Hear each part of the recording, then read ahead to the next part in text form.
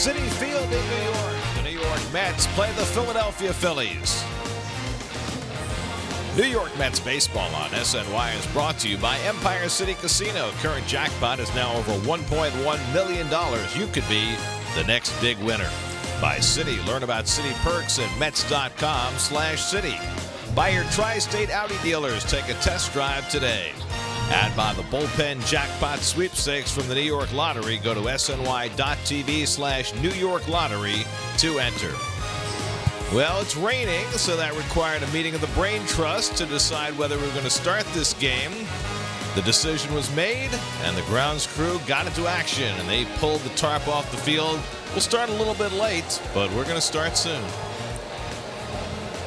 Friday night, the Mets and Phillies got together. Crucial games for the Phillies. They're in a race with the Braves atop the National League East. Jay Bruce got the Mets off to a hot start against Aaron Nola. But Carlos Santana responded with a two-run shot off Steven Matz to give the Phillies the lead. Dom Smith tied it up with a seventh-inning home run against Nola. That didn't last long. Rhys Hoskins with the final blow. He went deep against Tyler Batchelor in the eighth. And the Phillies had themselves a 4-3 victory in Game 1. Last night it was the Mets doing the bashing early. Tomas Nido with a bases-clearing double to get the Mets in front. 3 runs on that swing of the bat, and 3 more runs on this swing of the bat by Todd Frazier. A 3-run homer to put the Mets up 6-0. Noah Syndergaard didn't shine, and he got whacked by the line drive off the bat of Cesar Hernandez. Noah's okay. He was expressing concern about the health of the ball, and he got the win. And a pleasant good afternoon, everybody, and welcome to Citi Field. Gary Cohen, Keith Hernandez with you today as the Mets and Phils play the rubber game of the 3-game series. The Phillies are in contention, but boy, they haven't looked much like a contending team. Well, you know, the Mets are kind of in a spoiler role. They've had a pretty good second half. They got a winning record in the second half. And these Phillies, what we've seen, we've mentioned their defense. They're very challenged out there. They try every kind of lineup. Their pitching's a little thin, I believe, outside of Aaron Nola. And the Mets have taken advantage of it. So Syndergaard didn't have his great stuff, but he was good enough. The Mets offense came alive. And this afternoon in the rain, it's going to be Jacob deGrom trying again to burnish his Cy Young credentials. Vince Velasquez goes for the Phils. Well, Jacob is 7-1 lifetime with 15. This would be his 15 starts against the Phillies. In his last 3 starts, he's only given up 4 runs. What's he got to show for it? 1 loss. Ironically, his last win was against this Philly club, and it was his only complete game. He has pitched brilliantly. He's looking for some runs from this ball club that they got last night. 18 innings against the Phillies this year. deGrom has not allowed a single earned run. Mets and Phillies coming up from Citi Field. All the action on SNY.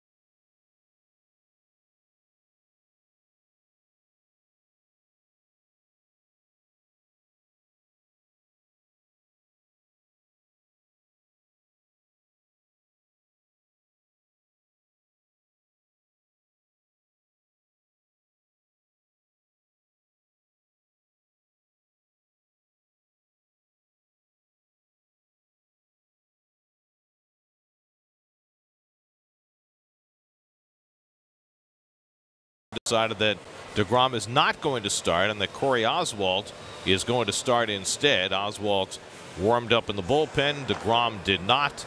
And in just a few moments, the Mets will be taking the field. And again, the official announcement has not been made, but it appears Oswalt is going to pitch this game rather than DeGrom. And it's interesting from a couple of standpoints, right? There could be two reasons why they would make this decision. One, because the field conditions are not great and they're concerned about DeGrom's health. The other is that they're afraid of the game starting and stopping, right?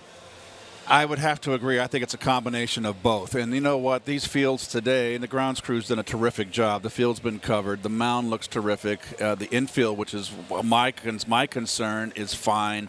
I agree with you, Gary. I think it's a combination of both, and I don't understand why the decision was made. The rain is light, played in worse conditions. People have pitched in worse conditions. I would have left DeGrom out there. I mean, it's supposed to rain for most of the day, but the way I figure it is if they're going to start in these conditions, they're probably going to play straight through, right? I would think, unless it comes down. And if there was a forecast for this, which there's so much more advanced today with the internet and everything, this game would have been called and been a decision made that you could put your trust in. But we're going to play this game. The Phillies don't want a doubleheader. Yeah. Well, the two teams do not have a common off day. If this game were to be postponed, I assume it would probably be played in Philadelphia when the Mets go there on their final road trip. But there's another piece, too, as far as the DeGrom story is concerned. The weather forecast for tomorrow is not great, so there's every chance that not pitching today, he might have to wait till Tuesday to make his next start. Well, the forecast tomorrow is supposed to be rain pretty solid and gusty winds, and there's a very, very good chance that the game could be postponed. I mean, so you would be correct, Gary. Then DeGrom goes on on his seventh day. Now, the one thing that it would not do, it would not cost him a start, because the way his starts would be scheduled for the rest of the year, he could still make the same number of starts. He'd end up pitching the final day of the season instead of the final Friday of the season, so that's not at issue. And the Mets have just made the official announcement that Corey Oswalt will indeed start the game today. Well, Nola pitched on Friday night against the Mets, gave up 3 runs in 7 innings. Scherzer gave up 3 runs in a complete game performance yesterday against the Cubs in the Nationals doubleheader sweep. But DeGrom will not get his turn, at least not today, it would appear, as the Mets have made the decision because of the rain to switch starting pitchers. And there's a lot at stake here too. This is a team in the Phillies that are in the wild card hunt as well as division. Atlanta's not going to be happy. The other contenders for the wild card aren't going to be happy. They wanted. I'm sure Atlanta, of course. I mean, they want DeGrom on the mound against the Phillies. So those people out there are not going to be very happy about this. Yeah, luck of the draw, as it turns out. So DeGrom's next start presumably will come tomorrow against the Marlins, if indeed the Mets and Marlins do play tomorrow. And then his next start after that would go against the Red Sox at Fenway Park. There are the standings in the National League East. The Braves won a thriller from the Diamondbacks last night, 10-inning affair. I don't know if you saw the play Dansby Swanson made to save the game. You explained it to me, and it was a terrific play. And Gary, go ahead and explain it. But always in a tight game, late, 1-run lead, tie ball game, runner on second base, I always said to the infield, knock it down on the ground. Well, Dansby Swanson on a base hit up the middle, knocked it down up the middle, got up. The runner tried to score. Was Albies? Ahmed, and threw him out at the plate. Terrific play by Swanson, and the Braves get a big win. 3.5 game lead now. Big game for them, so they're up by 3.5, and the Phillies and Mets will be ready to play in just a few moments. We'll take a break, come back for the first pitch of today's game in just a moment.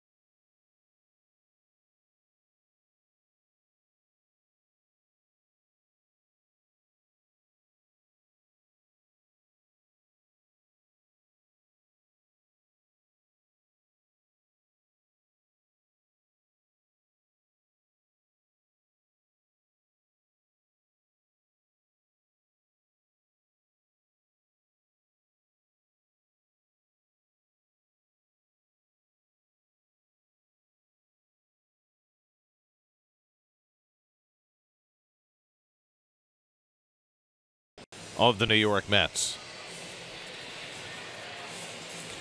Purchase your 2019 Mets season ticket package today. Choose from full season, half season, or 20-game plans that include opening day and the Subway Series. Plus, for a limited time, receive an authentic or replica Mets jersey with your purchase. Purchase your plan today at Mets.com/ticket plans.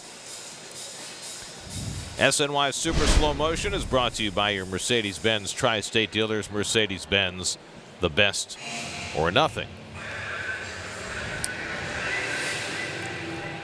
Roy Oswalt getting ready to take them out.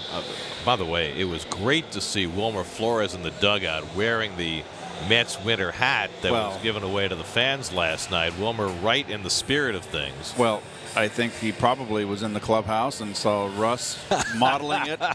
See, if Russ Relkin could make a fashion statement with the Mets winter hat, why not Wilmer? Where are the umpires for this 1:30 start?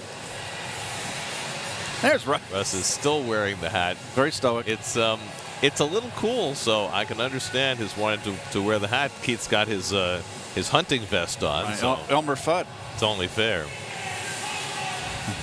Well, here they come. So we're going to be probably closer to 140 to start this game. Well, so far we have 2 umpires. Eventually 2 more will come on. There are the standings in the National League Central. Big move last night because the Brewers beat the Giants. Gio Gonzalez winning his first start for Milwaukee. And the Cubs lost a doubleheader in excruciating fashion to the Nationals. They got beat by Scherzer in the first game. Then the second game, the Cubs had a 4-0 lead. They had yet another rain delay. The Cubs rallied to win on a Bryce Harper 2-run homer in the 7th. They finished that doubleheader last night at 1:44 a.m. And so the Cubs saw their lead shrink to 2.5 games. Meanwhile, out west, we showed you that the Rockies beat the Dodgers last night to even up that series and keep themselves in the lead now by 1.5 games. Arizona lost to the Braves, so they fall 2.5 games back. The wild card, Milwaukee and St. Louis still holding the 2 top spots, with the Dodgers, Diamondbacks, and Phillies trailing. What the results from yesterday have also done, they have given the Washington Nationals a faint glimmer of hope. Now 7.5 games back in both the East and in the wild card. It just goes to show how winnable this division was, and if you're the New York Mets, you've got to be kicking yourself for having the first half that you did. The Mets actually have the best record in the division since early July, but teams at the top have not been doing their due diligence in keeping the Predators out. How does Washington feel about their season? Well, that's true, too. They're a game under 500 now and only 7.5 behind. Probably too late, but who knows the way this thing is going. Here's the starting lineup for the Phillies. Again, they will go for offense over defense with Carlos Santana and Justin Bour playing on the corners today. Jorge Alfaro, arguably their best defensive player, gets behind the plate after Wilson Ramos started last night. And so it will not be Jacob deGrom. With the inclement weather, it's Corey Oswalt making his 9th big league start. Well, Corey has run into a big bump in the road here. His last time out, he did not get anybody out in Los Angeles. Gave up 4 hits at 5 runs, and he's been thrown into that middle relief, and he hasn't responded well in that spot. But here he is getting a start. How many times over my career that a pitcher comes to the ballpark, doesn't think he's going to start, winds up starting, goes out and throws a gem? We'll see. Not pictured on that graphic of his statistics. 12 home runs allowed in 50 innings this year. It's been a big concern for Oswalt, as that's the team that'll play behind him, Keith. That's your Lexus Metropolitan infield. Todd Frazier's a constant out there. I mean, he hurt that hamstring, but he's an everyday player. McNeil, of course, has been outstanding. Jay's at first base again. Jay Bruce, that is. And in the outfield, Austin Jackson's playing time has been a little bit suppressed, but he's in the lineup tonight. Brandon Nimmo continues to shine, whether he plays right field, center field, or left field. Keith mentioned that outing in Los Angeles, the last time that Oswalt went to the mound. He came in to pitch the 7th inning in what was a close game at the time and gave up 5 runs without retiring a batter.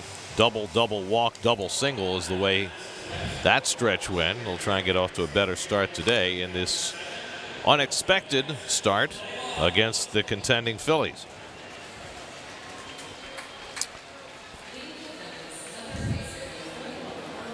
Well, it's raining, and it's expected to remain raining for the rest of the day. So the grounds crew is going to be out there ready to try and make things as playable as they can as we proceed through the afternoon.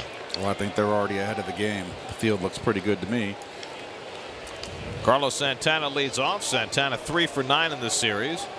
And Oswald's first pitch of the day is in for a call strike, and we're underway. 27 minutes on the rain delay. Santana's got a 10-game hitting streak working, hitting .341 over the 10 games. And Oswald misses away with a changeup, and it's 1-1. 94 walks on the season, 72 runs, driven in 81. Along with those 22 home runs.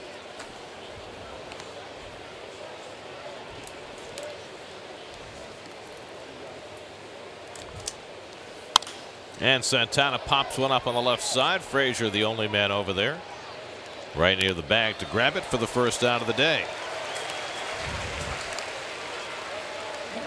So Oswald's already gotten one more out than he got the last time he took them out. So far, so good. One out and nobody on. Now Justin Bour. Bour starting for the second straight day. Went 1 for 4 in last night's game.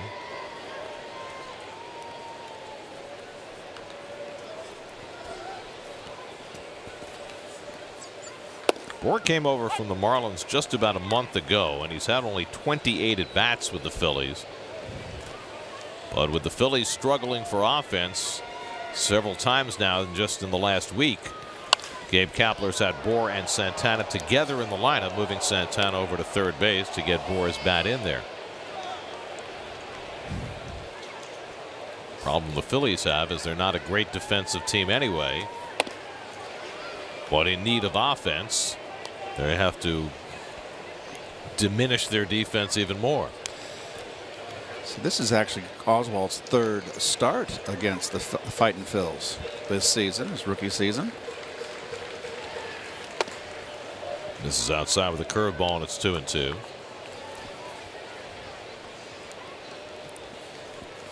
As Drupal Cabrera hitting third in the order today, waiting on deck for the Phils. And Bour pops one foul, backing out of play.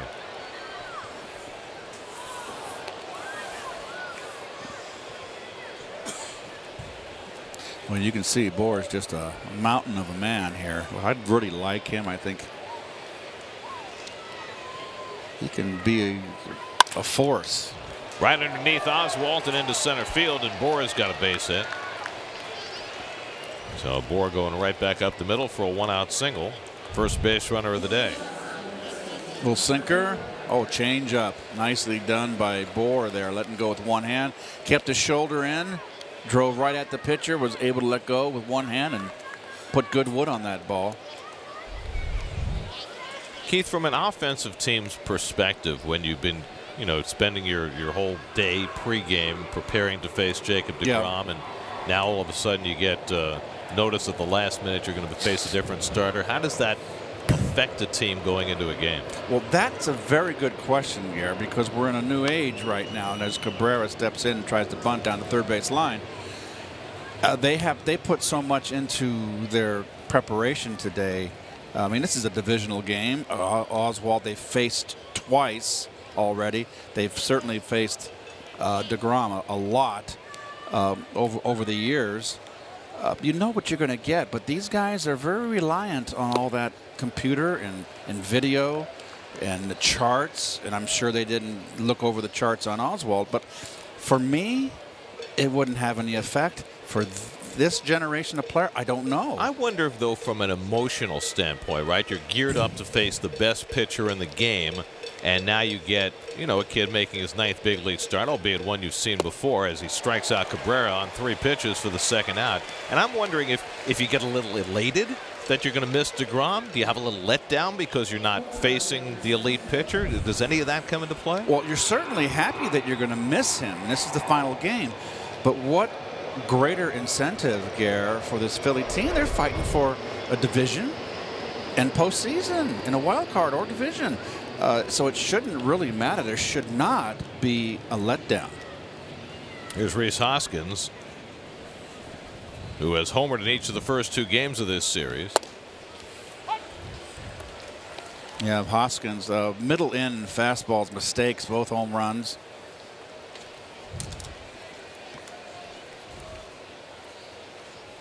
He homered against Tyler Bachelor in the first game of the series, homered against Syndergaard last night.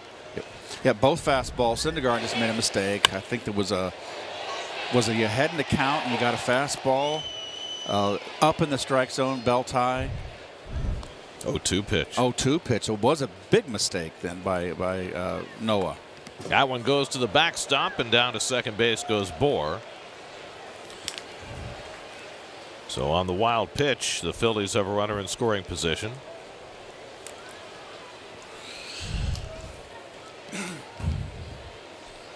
You can see it was a change up and he kind of goosed it. Rushed his motion. Kevin Plawecki back behind the plate after being drilled in each of his last 2 starts, once in the ribs, once in the wrist. But good to go today. Full shift on against Hoskins, 3 infielders on the left side. 2-1 with Bohr at second, and he drills one to deep left field. He may have another one. Hoskins has gone deep for the 3rd straight game, a 2-run homer, and the Phillies take the early lead. Number 30 for Hoskins, and it's 2-0 Philadelphia. Well, he's hit two of his 3 home runs have been 2-irons, line shots out of the ballpark. And another pitch, Gary, up in the strike zone, inner half. Plawecki setting up outside. Where's this pitch? Oh, it's a cutter, and it was right down the pipe. Those are the kind you have sweet dreams with if you're a hitter. Hoskins, the first Philly to hit 30 home runs since Ryan Howard 7 years ago. And remember, when he came into this series, he had gone on a 30-game stretch of hitting on the interstate. He was in a bad slump. So the home run ball continues to plague Oswalt. That's 13 home runs allowed in 50 2/3 innings. Of course, the home run ball has really plagued the entire Mets pitching staff, despite the fact that they've got 2 starters who rarely give them up in DeGrom and Syndergaard. The Mets have given up 171 home runs. That's the 3rd highest total in the league, playing in a ballpark that's not all that conducive to the home run. So it's the guys on the periphery like the Oswalts who have really boosted that gopher ball total. I'll say belt high, a little above the belt middle. There, thank you. Very middle. I love that. Yes, I know you I love it when they hand it to me on a platter like that. Curveball down to Bautista. 1 ball, 2 strikes. Jose Bautista starting in right field today against the right-hander. Nick Williams started last night against Syndergaard.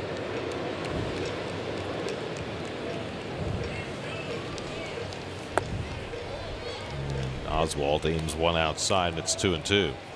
Bautista starting his 4th game for the Phillies since they picked him up from the Mets, as he continues his tour of the National League East. Only 2 teams to go. He hits one 6 inches, maybe, and Plawecki tags him out, inning over. Maybe 3 inches.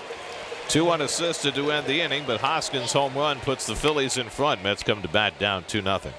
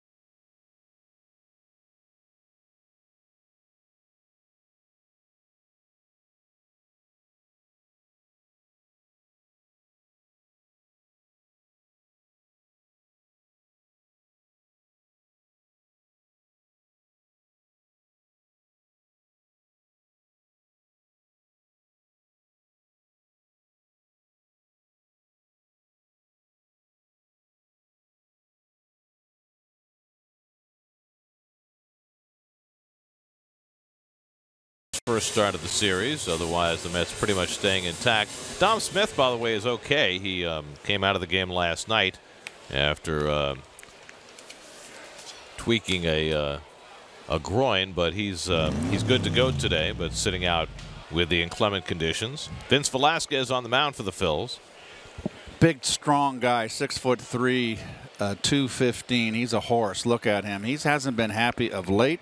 If you look at his last 5 starts, he has not gone over 5 innings, and 2 of those starts were pretty good starts.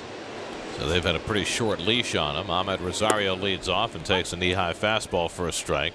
Rosario 1 for 6 in this series, but hitting .333 over his last 27 games as his emergence continues. And he drives one to right center field. That's down for a base hit, and it'll go to the wall. Rosario digging for second. They kick it around a little bit, so he'll try for 3, and he'll make it without a throw. A triple for Ahmed Rosario to start the bottom of the first. Ahmed, watch him stay level on top of this little cutter, outer half of the plate up. That's what he does real well. If you throw him up and away, you're playing with fire. He drives that ball into the opposite gap, and with his speed here, he's even got a triple. If the cutoff throw, the relay throws on line. He's been doing a great job driving the ball to right center. But how about Herrera couldn't cut it off, and then he got in Bautista's way as Bautista went to pick it up. That's why Rosario was so easily able to get to third. They're just a comedy show out there. That's Exhibit N, Your Honor, for the Phillies defense. Here's Jeff McNeil. And he checks his swing and takes the pitch, and they say he went around. So here's Herrera. He tries to cut it off, can't do it. And then just waits around, and here's Bautista trying to get to the ball. Oh, got to get around him. Oh. Yeah, I know. All right. All right, well, they got Bohr playing back. Last night they had Bohr playing in twice. Well, with the bases loaded, Garrett? Once with the bases loaded, if I recall. Well, they're conceding the run here. Well, you got to do that with a 2-0 lead. McNeil takes outside. McNeil 4 for 9 in this series after 3 hits last night, including a triple. By the way, for Rosario, that was his 8th triple of the year. That ties him with Brandon Nimmo for the club lead and tied for 3rd in the National League.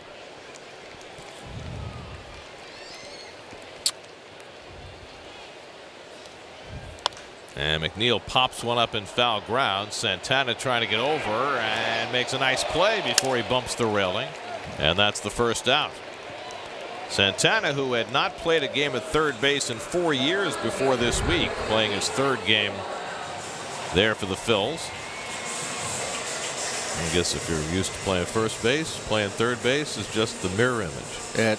It is, and the pop-up's always a pop-up. But the glove's smaller. That's true. I never thought of that. That's why it pays to be left-handed. Then they can't put you over at third base. That's true, unless they really wanted to make some history. Now Michael Conforto, who homered last night, his 12th career home run against the Phillies, more than he's had against any other team, and 2 of those 12 have come against Vince Velasquez in just 9 career at-bats. Velasquez went right after them with a good fastball right there. Beat Michael. First pitch. Velasquez's problem is his walks. 54 walks in 134 innings. A little over 3.5 per 9 innings.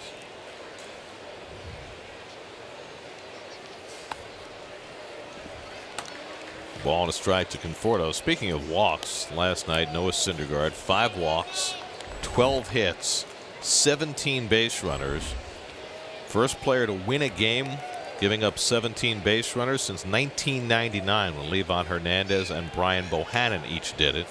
Hernandez for the Marlins and Bohannon for the Rockies. And Syndergaard did that last night. Grounded to the right side. The run will score. Bohr trying to get rid of it, and Velasquez didn't get there till late. The ball is thrown away. Conforto didn't realize he'll stay at first base, and the Mets have a run. It's 2-1. Well, there we go again. 2 nights in a row here. Syndergaard didn't cover last night. It was late. Look at Velasquez being a spectator, and that's going to be a base hit. It is a base hit, an RBI. Thanks. Well, hello. Let me just. Oh, I better get over. It's too late. Conforto hustling down the line. A gift base hit for Michael. So Conforto picks up his 60th run batted in. By the way, last night Conforto finally became the Mets RBI leader this season. He passed by Asdrubal Cabrera, who hasn't been a Met for a month and a half. Here's Jay Bruce, who's had a really good series, 3 for 6, including a home run.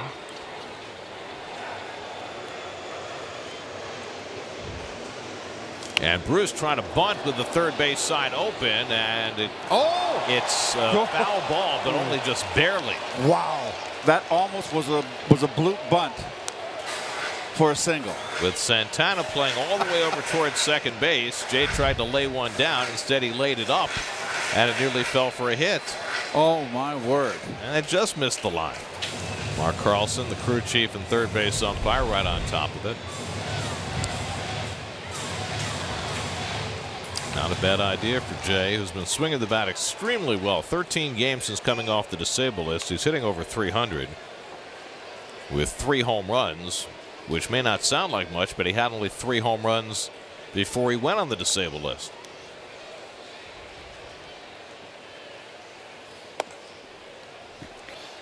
And he takes the curveball out of the strike zone, 1-1. Velasquez has been a lot better this year. His issue, as I said, is walks, and like so many pitchers today, then you said it, Gary, they're being taught to throw all secondary pitches behind the count. Well, this is a guy with electric stuff. I mean, we saw that the first time he faced the Mets 2 years ago, early in the season, and earlier this season when he faced the Mets here. Remember, he had been hit on the arm by a line drive. He went on the DL. Remember, he threw a guy out left-handed. Yes. And then his first start back was against the Mets, and he was great through 6 scoreless innings. Half swing, and Bruce went around. It's 1-2. Wow. I think this is one of those games with a little bit of a light rain, and it's going to be in the forecast pretty much all day. I think that you're going to have a big strike zone. The close calls are going to go the pitcher's way, and the check swings are going to go the pitcher's way. It's a good day for the poncho concession. 1-2 coming to Bruce, and he struck him out with the fastball. First strikeout for Velasquez. 2 down in the inning. Your Jeep Philly infield, Alfaro behind the plate. Justin Bohr, another start at first base. Santana at third. Again, that's his 9th start at third base.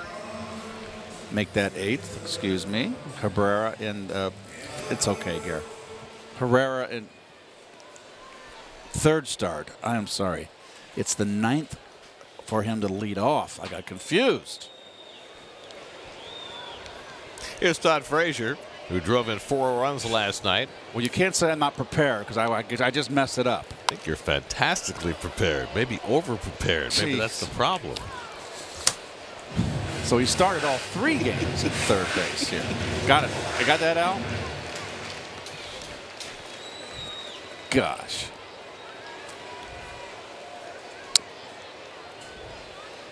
I had all these DeGrom notes on my scorecard. Oh, me too. Well, I had some. Not as many as you. You got a lot more responsibilities. There's really no excuse for me to mess that up. It's raining. It's Sunday. And we heard Big City taking a nap. We heard Bobby Darin. Yeah. Thank you, Vinny. Vinny always plays that for us in the booth here every Sunday. Who's Vinny? Vito. Oh. I'll get it right. Corleone. And Frazier's hit by the pitch, and the Mets have 2 men on.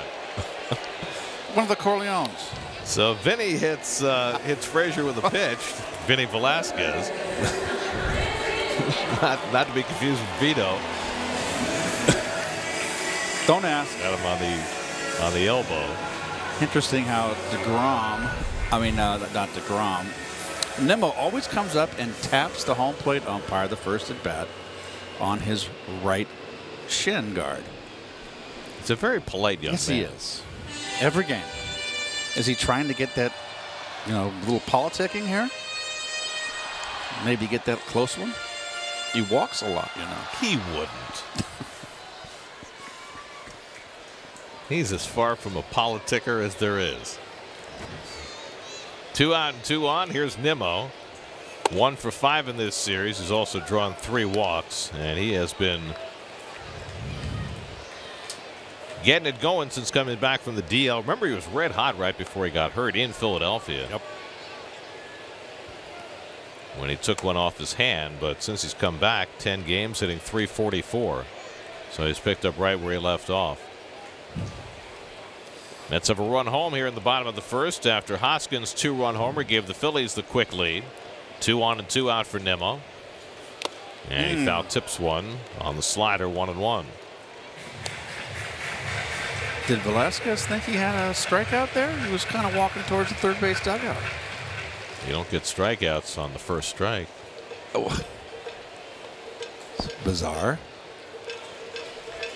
Vince Velasquez, now 26 years old, lots of injury problems last year, a flexor tendon. He had finger surgery, made only 15 starts. This has been a much more complete season for him. 27 starts now. There's a lot of pitches here in the first inning for him. It's been a slog. Mets have already got more against Velasquez than they did the first time they faced him when he threw 6 scoreless innings. Allowed only 2 hits in that game.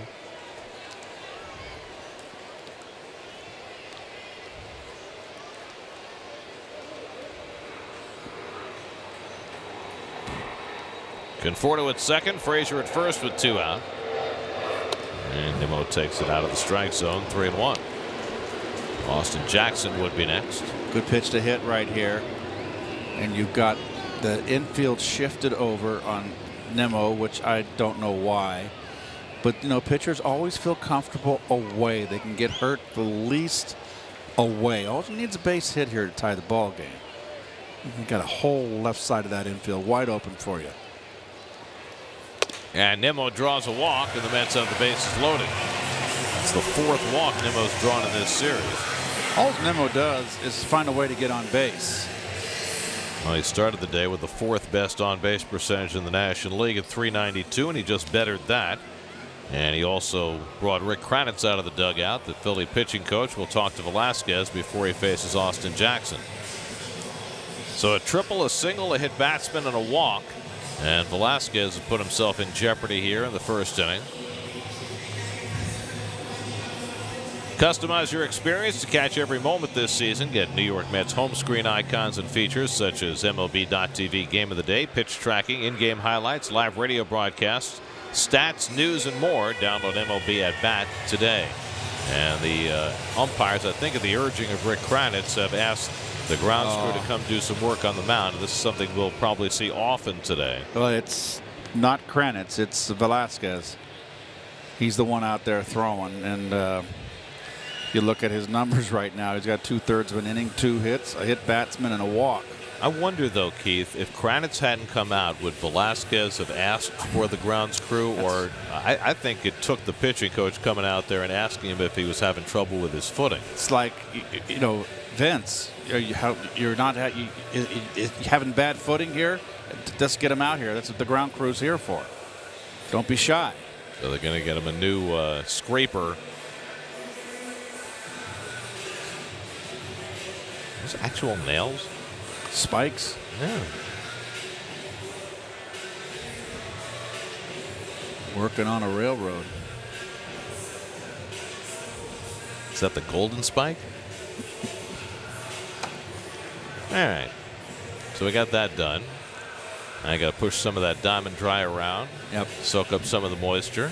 But you don't want to put too much down because then it gets a little cakey. I tell you what, I just cannot say for the grounds crews, you know, throughout baseball, everywhere we go. Here we see these guys here all the time. They're just fantastic getting this field ready to play. And it's been a hard year for them. A lot of rain this year. Been a lot of work for the grounds crews. Well, Bill Deacon, who runs the grounds crew, is still talking with the crew chief, Mark Carlson. And I don't know if he's bringing an updated weather forecast or whether they're just consulting about how often they should work on the field, whether they want to do that at every inning break. But if they get that squared away. And now Velasquez will go back to work in a tight spot with the bases loaded and 2 out. Conforto, Frazier, and Nimmo, the base runners. A run already home for the Mets in the bottom of the first. And here's Jackson. Just 2 hits in his last 20 at-bats after a hot start as a Met.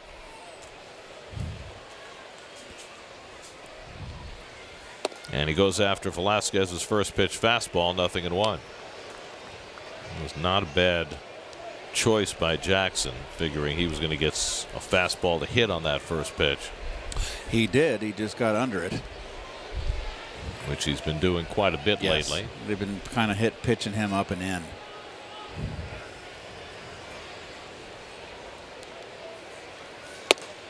And 2 in a row, and it's 0-2. And I think Kranitz went out there, the pitching coach, and said, hey, you got a good fastball today. Rear back and fire. 2 in a row, 0-2. Good result.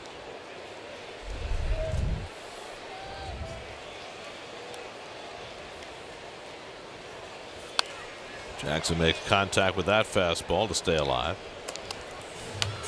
7th man up in this bottom of the first. And Velasquez at this point would be thrilled if he gets out of this with just 1 run scoring. Kevin Plawecki would be next.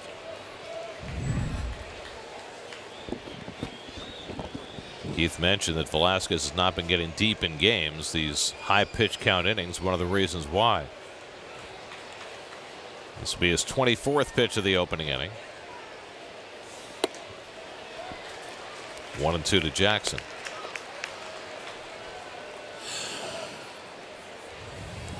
This may shock you, but they have another rain delay in Washington.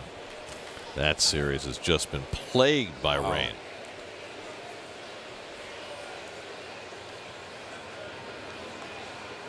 1-2 coming, and Jackson fouls it off. Friday night, they waited an hour and a half. They started, played an inning, stopped it, waited 3 hours, called the game.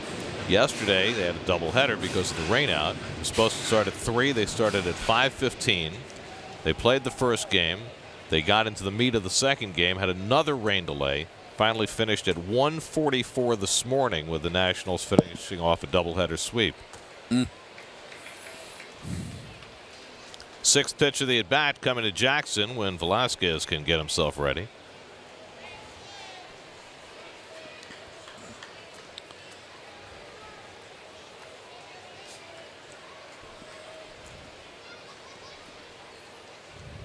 One-two coming. Jackson fouls off another fastball. He's been feeding him all fastballs. He threw it by him the first 2 pitches. It'll be his 26th pitch of this inning.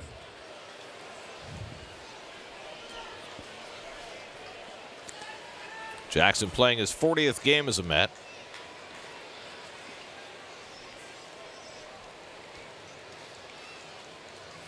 And he gets a slider and swings and misses, and that retires the side. Velasquez strands 3 after giving up a run. 2-1 Phils after 1.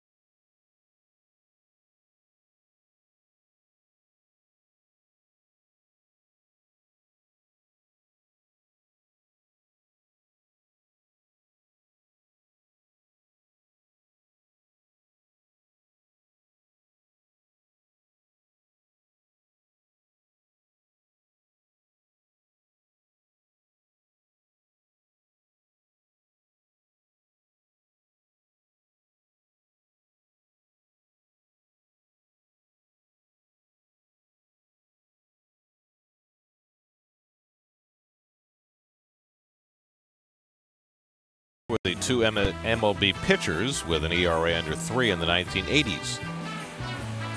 Chew on that. 1,000-inning minimum, of course.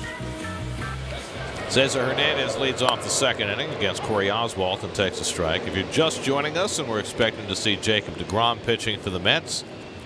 With the rain falling, deGrom was scratched at the last moment, and Oswalt pitching in his stead, and we presume that deGrom will be penciled in for a start tomorrow night against the Marlins, although nobody has said anything to that effect.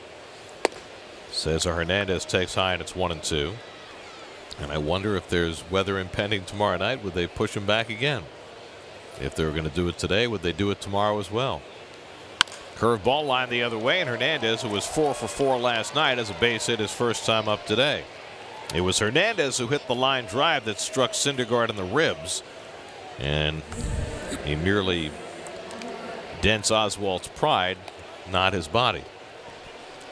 High slider hanging on the outer half. Hit it right where it's pitched. Really, Hernandez is the table setter. He's not a power hitter.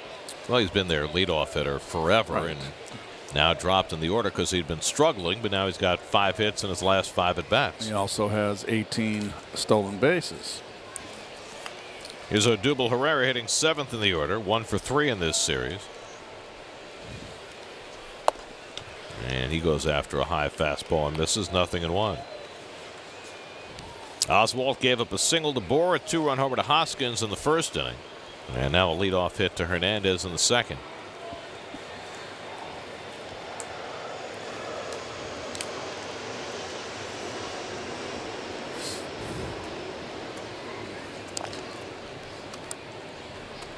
Hernandez stole a base in last night's game, his 18th of the year. He's the one real base stealer in the Phillies lineup.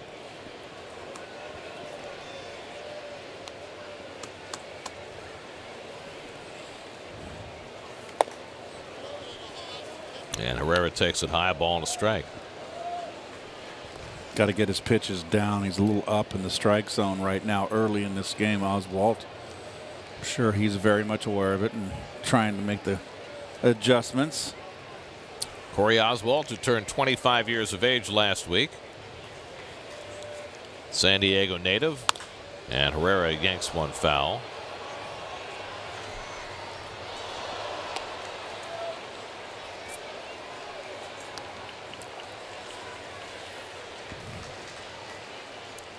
Well, we were mentioning last night, Herrera, a very unorthodox hitter, very wide open stance, a lot of movement, big leg kick, front leg tilted. You can see the soles of his front foot. Very peculiar, very unorthodox.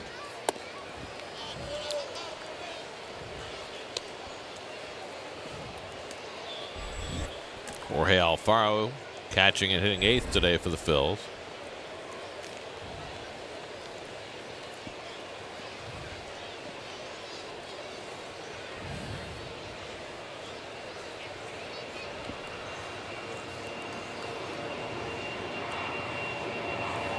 And Herrera takes on the inside corner, strike 3 call. So Oswalt picking off the inside edge with a fastball has his second strikeout of the day. And the first out in the inning. Good pitch. That's right on the corner. It was interesting watching Herrera there from above, the way he swings his leg in and then swings it back out again. I would imagine it would be hard to know exactly where the edge of the strike zone is with all that movement back and forth. Your head's got to be swaying too. Here's Alfaro, 0 for 3 in this series, and he grounds one to the right side. McNeil can't get to it. It rolls into right field. Hernandez will go to third, and the Phillies have runners at the corners. Looked like a double play ball off the bat, but it looked like McNeil was leaning the wrong way. Yep. He got a bad jump on this ball, Garrett. First time I've seen him get a bad jump. Top of your screen right. He broke the other way.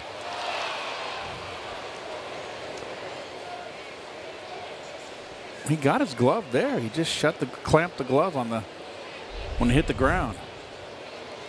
So a base hit for Alfaro puts runners at first and third with one out, and now Velasquez, one of the better hitting pitchers in the league, will get a chance to drive in a run. Velasquez, lifetime .208 hitter. Frazier holding at third against Hernandez against the threat of the squeeze. He squares and takes the pitch outside. There's the dive. Watch the glove. Shut. He got there.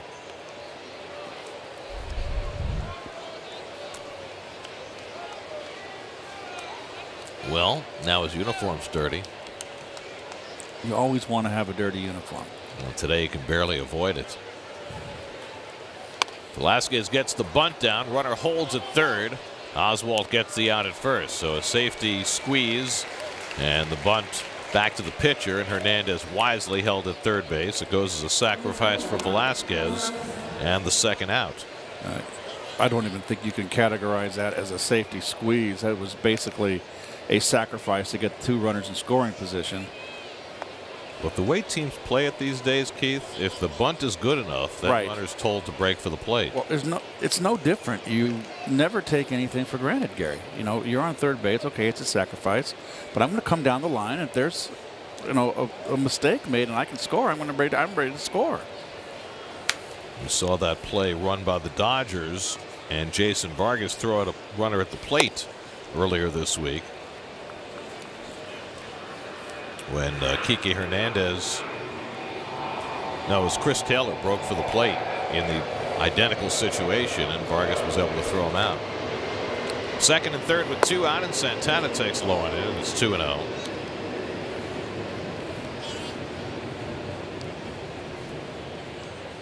Carlos Santana popped up his first time up. 3 infielders on the right side. And he rolls over that changeup and fouls it off. 2-1.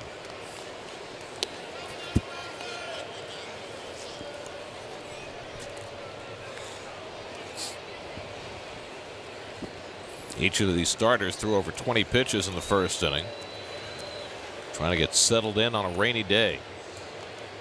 What has to be a difficult mound to pitch from, I would imagine.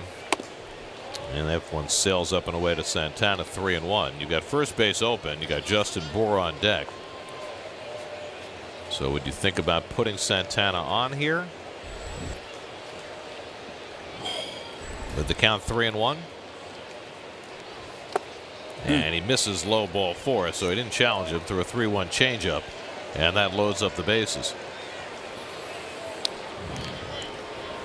First walk given up by Oswalt. Pick your poison here. I mean, Bour to me is, I feel far more dangerous, but he's got the least amount of playing time. I mean, Santana is more likely to be in a groove, playing more. Bour limited playing time since coming over to the Phils. So the bases loaded, 2 out. Velasquez just got out of a bases loaded jam. Now Oswalt trying to do the same, and he picks off the inside corner to Bour. 0-1. Bour had a base hit just under Oswalt's glove into center field and scored a run in the first. Hernandez, Alfaro, and Santana the base runners.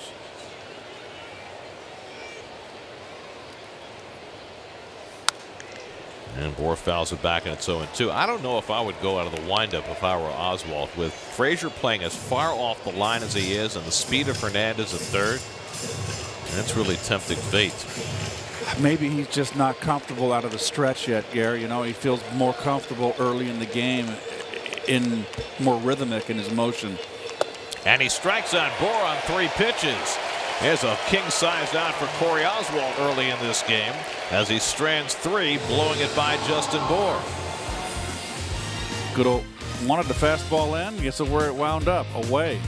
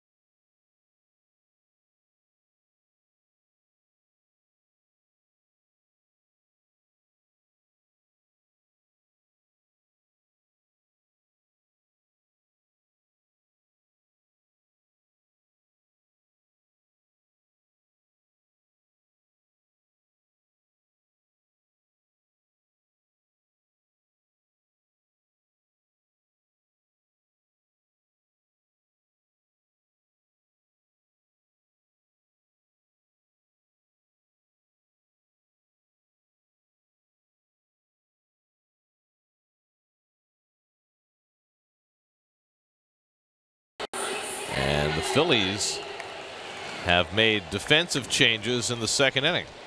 Justin Bohr has just come out of the game after striking out. And the Phillies have moved their infield around. Now, I don't know if something happened to Bohr or if they're just going for defense with the lead. This is what they do. We were told by the gang over here from the Phillies broadcast booth that they will do this early in the game, and they have. So they've now got Santana at first. Scott Kingery has come into play short, and Asdrubal Cabrera's gone to third. Same thing they did last night later in the game.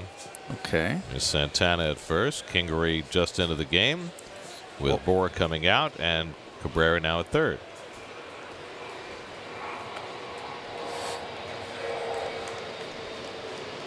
So it feels as though it's strictly a defensive move, right? They got 2 at-bats out of Bohr. His spot just passed in the batting order, so they're going to their defensive platoon, or at least their more defensive platoon.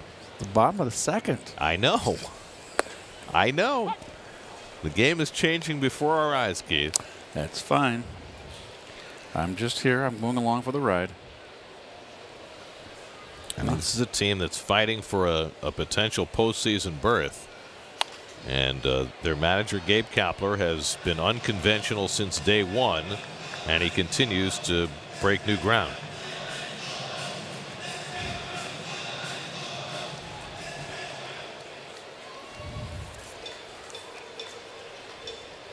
Well, Kapler's done a heck of a job. This ball club to be in contention he's done a heck of a job. Plawecki gets one off the end of the bat to left center, and Herrera takes charge of it. 1 out. On the other hand, there could have been something happen to Justin Bohr, and correct, find that out eventually. Now Corey Oswalt will take the turn at bat, looking for his first big league hit. He's gone 0 for 14 thus far.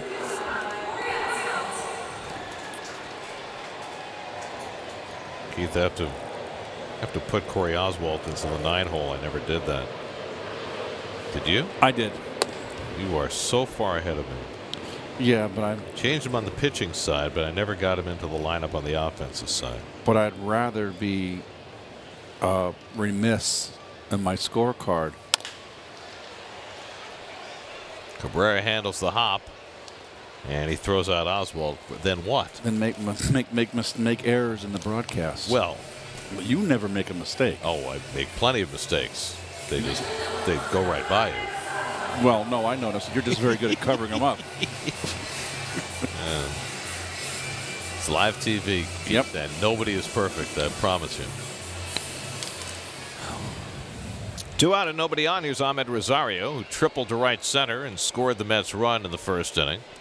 By the way, for Velasquez, that's the first inning run he's allowed in his last 14 starts. He had been impeccable lately starting out games, but not today. Your Spectrum high-speed pitch, and it's Velasquez on the top end. Would have been different if DeGrom had started. Slider misses inside to Rosario, a ball and a strike. Vince Velasquez, 26 years old, Montclair, California native. Houston Astros draft pick.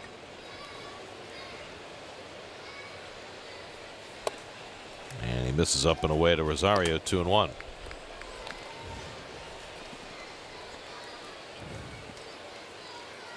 And he is spending a lot of time on that scraper, trying everything he can to keep those spikes clear.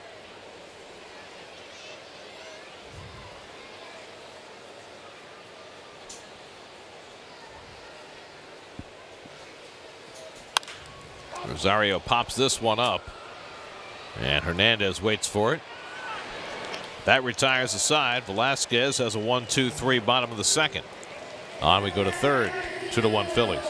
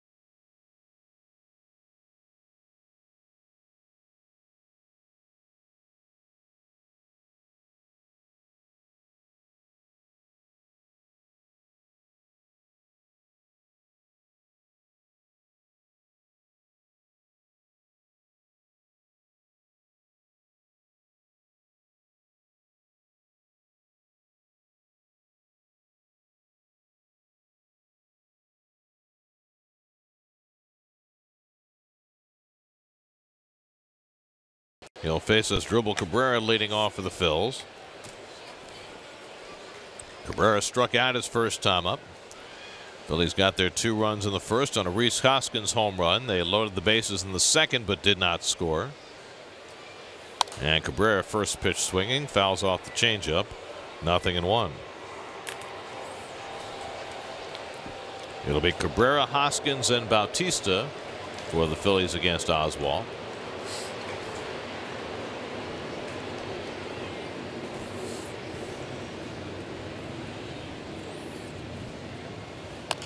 Oh, and Cabrera gets jammed and fouls it off his leg. Not recommended.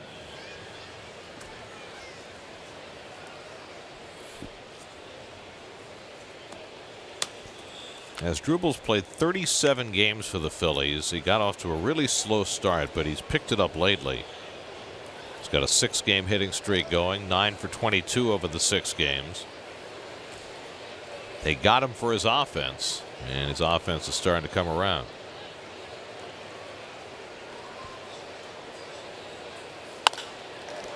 Pulls that one to right. Nimmo, though, moves over and grabs it.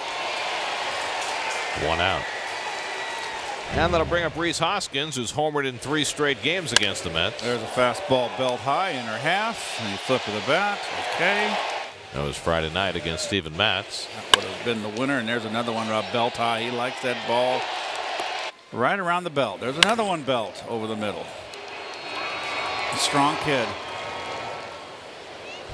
30 home runs now for Hoskins, 88 driven in. And he bats here against Oswalt with 1 out and nobody on. He pops 1 foul and out of play.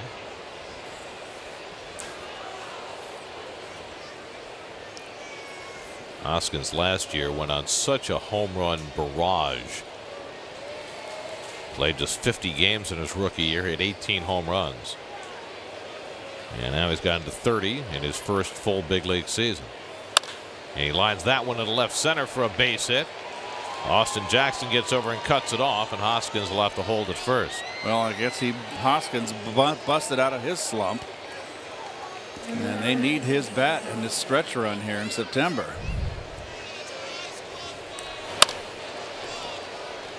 Two for 2 today and 5 for 10 in the series with 3 home runs. I would say that's a bust out.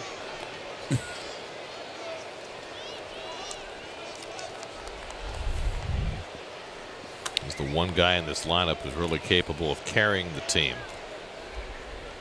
He's aboard with 1 out. Now Bautista, who hit one the least fair that you can hit it and have it be a fair ball. I mean, maybe 3 inches in front of home plate, and was tagged out by Plawecki his first time up. And as he did several times on similar plays as a Met, Bautista declined to run to first base. We have seen that multiple times.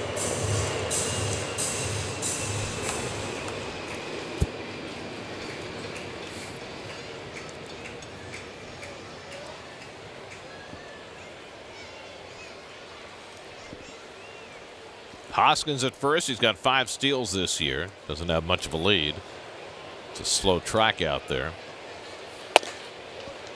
1-2 now to Bautista, with Cesar Hernandez on deck. Oswalt's been starting for most of the year, just recently pushed into the bullpen. Remember, there was talk about maybe him staying in the rotation when Vargas came back from the DL, but that didn't go down that way. And so he was pushed to the pen, where he has struggled. Now getting a surprise start today. We'll see how far the Mets are inclined to push him. Mets have 13 relievers, so it's not an issue. Just a matter of how much they can get out of Oswalt today before they have to go to the pen. 52 pitches now through 2 1/3. And the curveball sits inside, 2-2.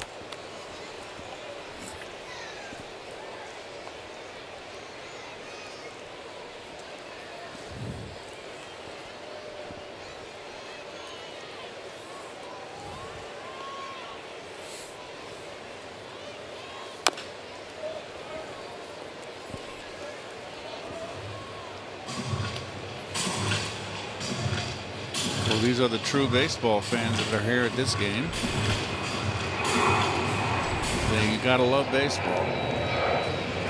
Opening day in NFL. I like the matching ponchos. Those are a nice touch. I like the blue. Out to left field. Conforto back onto the warning track right near the wall, and he jumps to make the catch. And Hoskins has to scramble to get back to first base. That ball was hit off the end of the bat, but it almost carried out. And Conforto with a little hop against the wall to retire Bautista. Well, right before then, Conforto took his measure of where the fence was. Really played that ball like an old pro.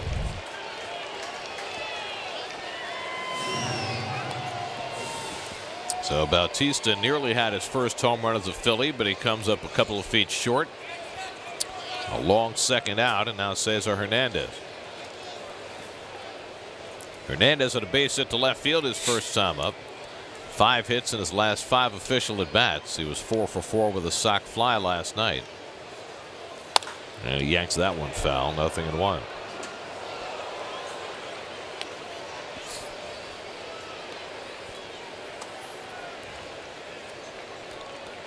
Mets start to get the bullpen cranking. Eric Hanhold is the first man up behind Oswald.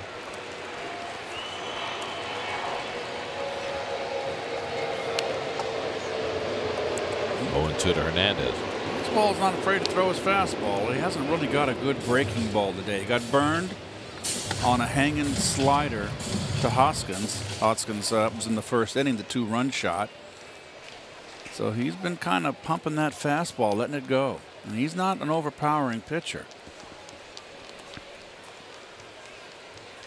Ahead 0-2 on Hernandez, and he misses high with a fastball. He's a big guy who doesn't throw particularly hard.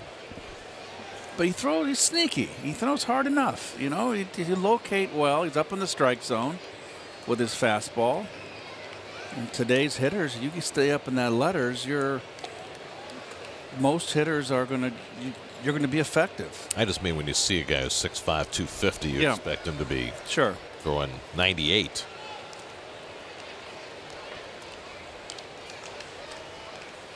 And he strikes him out. Nice job by Oswald to get through Hernandez. That's his 4th strikeout, and it keeps the Phillies off the board in the 3rd, still 2-1.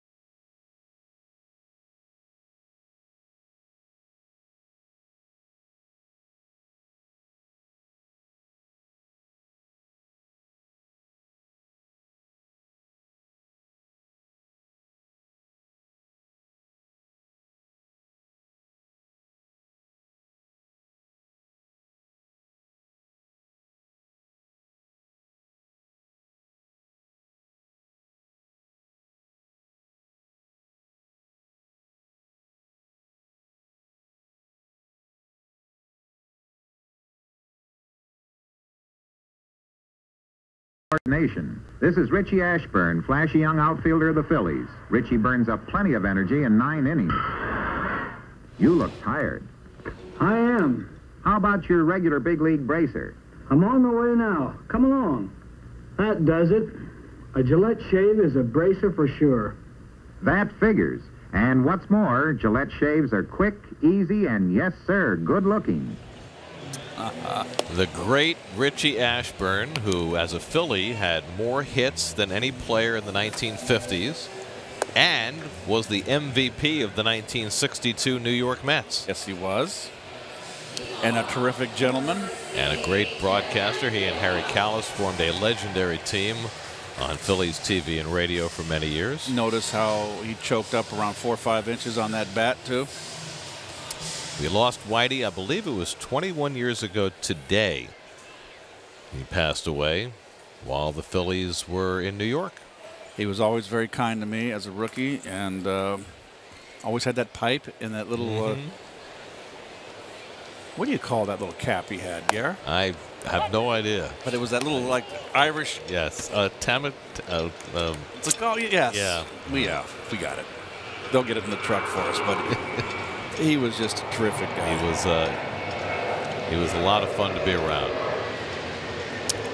Jeff McNeil leading off for the Mets in the home third.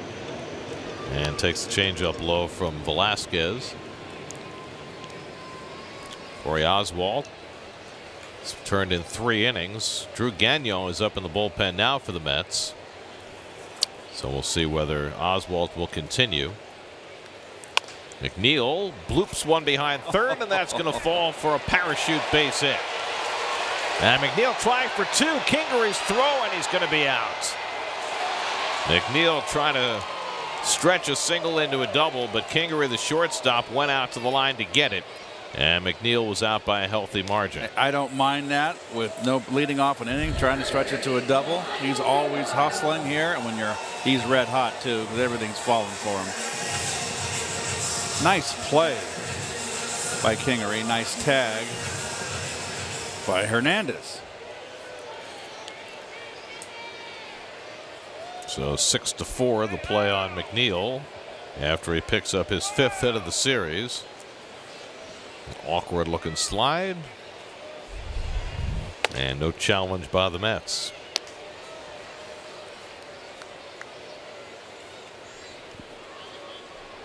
So now Michael Conforto had an infield hit to drive in a run in the first. Fortunate hit because Velasquez didn't cover first base. That's why he got it. And a call strike 1-1.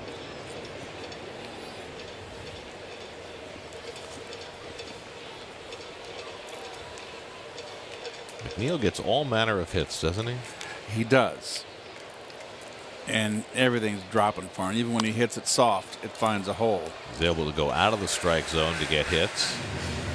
Oh, let's go back to our Verizon trivia question. The only 2 major league pitchers with an ERA under 3 in the 80s. Not surprisingly. Really? Doc Gooden on the strength of his 1.53 in 1985. Hershiser, whose best year was 1988. I remember that year. His 59-inning scoreless streak. On the inside corner, and Conforto's called out on strikes, and that's the 2nd out. 3rd strikeout for Velasquez, 2 out in the inning.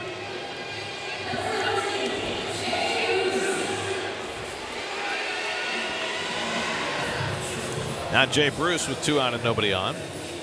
Bruce struck out his first time up. Well, McNeil, despite being thrown out at second base, gets credit for a base hit as Bruce lines one. It's caught by Hernandez, so that means McNeil's now reached base in 22 straight starts. Bruce lines out to end the inning. Phillies lead 2-1 after 3. And we'll keep it right here at Citi Field for our veteran of the game. First Data salutes our veteran of the game. Thanks to the greatest military force across the globe, America remains the land of the free and the home of the brave. During each Mets home game, we recognize a veteran of the game. And here's our honoree. Sergeant First Class Alana Duffy of the United States Army served our country for 9 years during Operation Iraqi Freedom and Enduring Freedom. And here she is, our Mets veteran of the game, New Jersey native and lifelong Mets fan, Alana Duffy.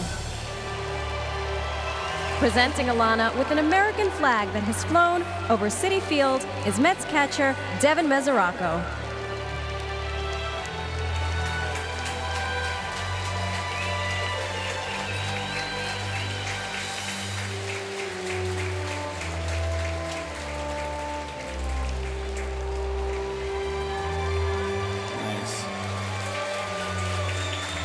First Data and SNY salute today's veteran of the game, along with those service members who made the ultimate sacrifice in defense of our nation and to the service of the entire military community.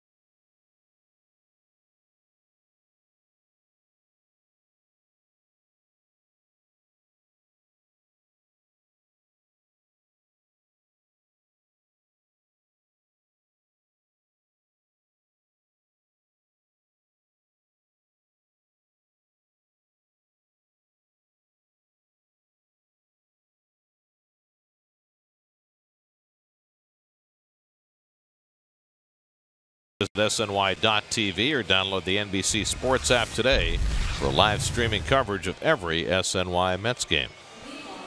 Drew Gagnon will come on in relief for the Mets. Gagnon was recalled September 3rd from Las Vegas. Had a start. His only appearance July 10th versus the Phillies. Gave up 6 runs. And here he is back in the big leagues in a Met uniform. He'll face the lower third of the Phillies order. Herrera, Alfaro, and Velasquez. 2-1 Phillies. So Corey Oswalt with the emergency start today through 3 innings. Allowed 2 runs, 5 hits.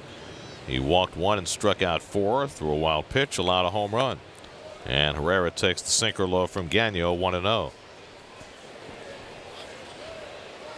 Drew Gagnon, 28 years old, out of Long Beach State. Mets got him as a free agent. He originally signed with Milwaukee out of college, 3rd round draft pick in 2011, but never got a chance to pitch in the big leagues until this season, and this is now his 2nd big league appearance. Herrera struck out looking his first time up, and he fouls one off Plawecki and back, 2-1. Gagnon this year at Las Vegas, 27 starts, 6-6, 4.57 ERA, which pitching in those conditions in Vegas is not bad at all. Just 43 walks and 167 strikeouts.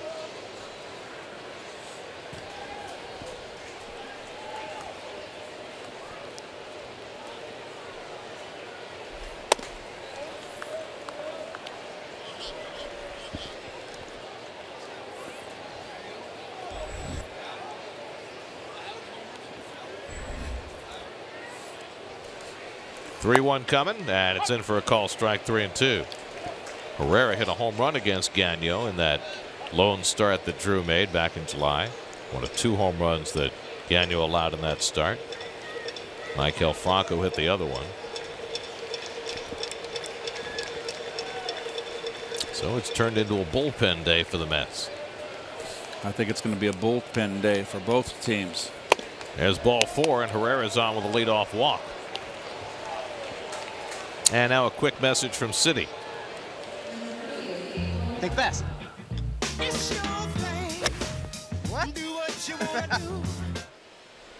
He's not the only one of us to think fast when we do that spot. A blink of an eye. It's almost subliminal. Did you hear the bell? Yes, I did. Like Pavlov. Here's Jorge Alfaro. He singled to right his first time up.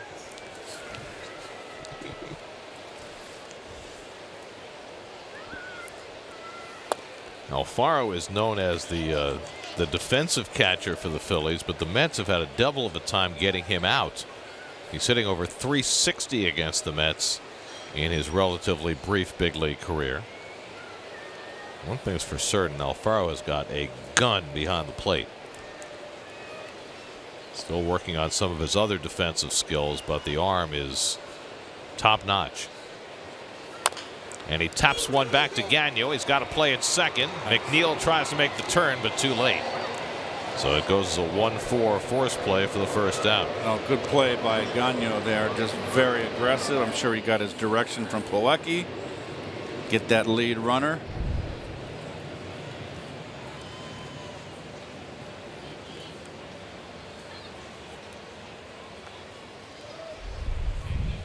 So Alfaro at first with one out, and now Velasquez, who sacrificed his first time up and will probably be asked to do so again. Frazier creeping in from third. And he lays off outside, ball one.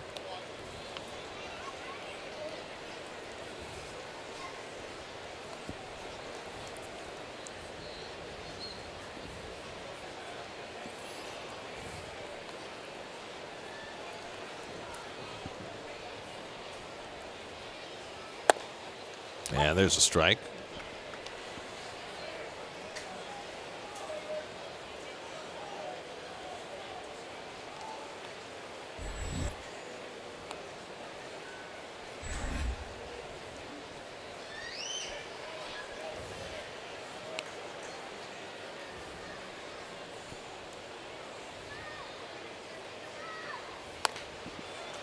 Nice bunt by Velasquez. He's got his second sacrifice of the day. Play goes 3-4. Alfaro to second with two out. Two very nice bunts, helping his cause. Now has 5 sacrifices for the season. Nice and down the first base line. The first baseman's got to cover, and the most ground to cover has to hold the runner on. Deaden nicely.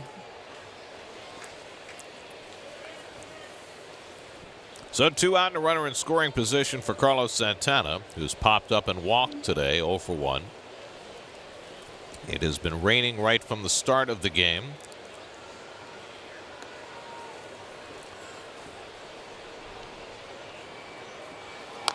This was to be Jacob deGrom's day to pitch, but the Mets made the decision, with the rain falling and the decision made to start the game, to hold deGrom back. A last-minute call. deGrom had looked like he was prepared to warm up, but Mets Brain Trust decided to go in a different direction today because of the inclement weather. Off-speed pitch misses to Santana. It's 1-1.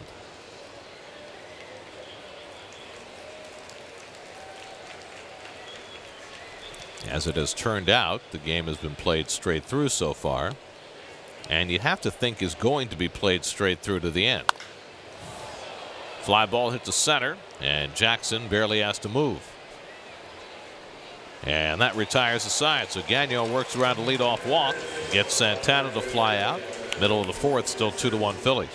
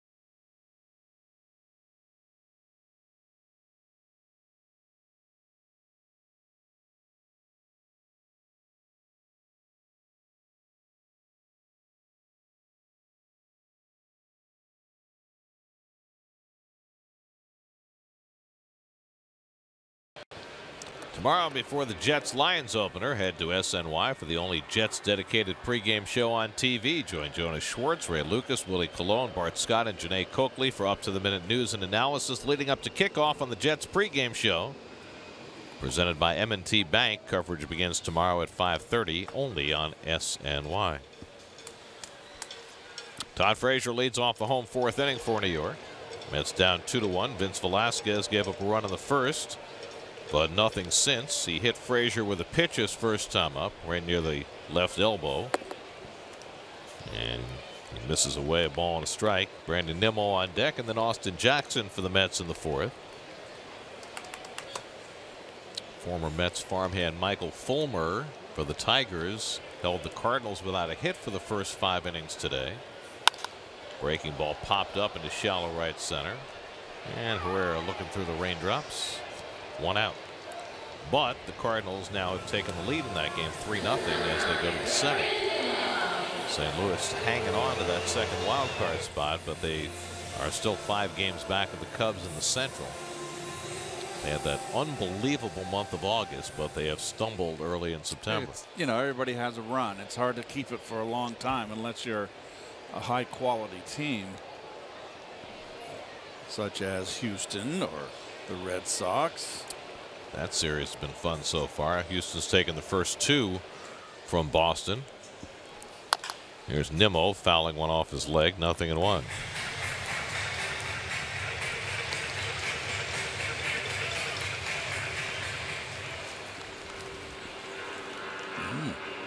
The Red Sox have won 97 games this year, by far the best record in the majors. But they actually have a losing record against the other teams that would be in the postseason right now. They're 14-15. So take that for what it's worth. Well, they say play 500 against the upper division teams, and the second division teams beat up on them. Well, they've done a good job of the beating up part. I mean, it helps when you have a team in your division that has 101 losses on September 9th. That would be the Orioles. Nimmo slices one down the left field line, and Hoskins makes an ill-advised dive. Can't make the catch. Nimmo to second. He's going to turn there and hold with an opposite field double. Now, going on the wet turf, Hoskins really never had a chance to catch that ball. Probably should have laid up, but Nimmo has his 24th double of the year. Now going the other way, Nimmo, which is nice to see. And we've talked about this Philly defense, and here is yet another exhibit for the court. They are just really. I wonder, last night Hoskins let a base hit drop in front of him. It was Bruce in the 4th inning. And I wonder whether after that happens it makes you more inclined to try and make that play the next time, even though he really didn't have much of a chance. Well, does that make sense? It does. A very good outfielder would not let that bother him. It all make errors in judgment if you can't pound a circle into a square. So, and that could be an important base. I mean, if he lets that drop and holds Nimmo to a single, now the double plays in order, and instead you've got the tying run at second base. Well, the ball that Bruce hit last night, he just kind of pulled up real early on it. A little soft bloop into left. Austin Jackson had an opportunity in the first inning with the bases loaded, but Velasquez struck him out on 7 pitches. Bats here with the tying run at second and 1 out. No, really, Keith, you can share my drink if you want. I'm left-handed. I went for your drink. That's what it is. It's habit.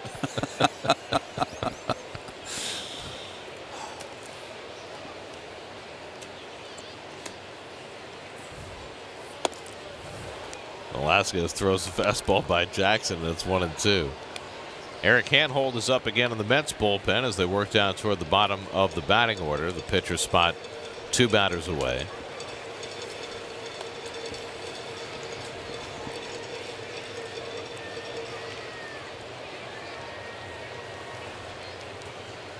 Nobody covering as Velasquez made the spin.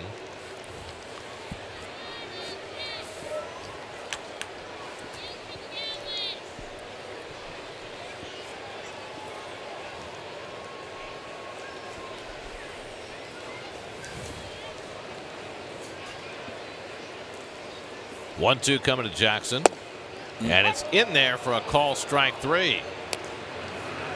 Knee-high fastball gets Jackson looking for the second out.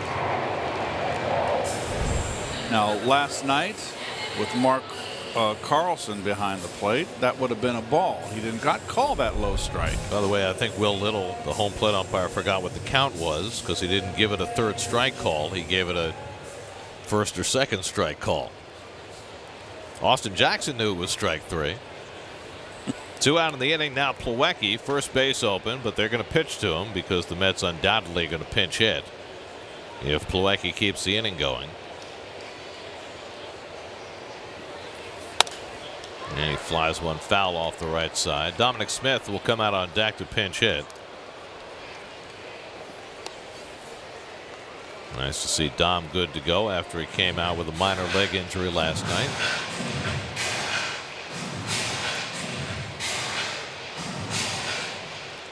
Rain from the start to this point, and probably all the other points to come.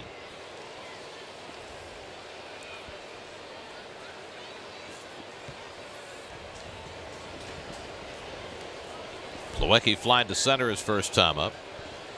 Nimmo at second with 2 out. And Plawecki takes a slider for a strike, and it's 0-2.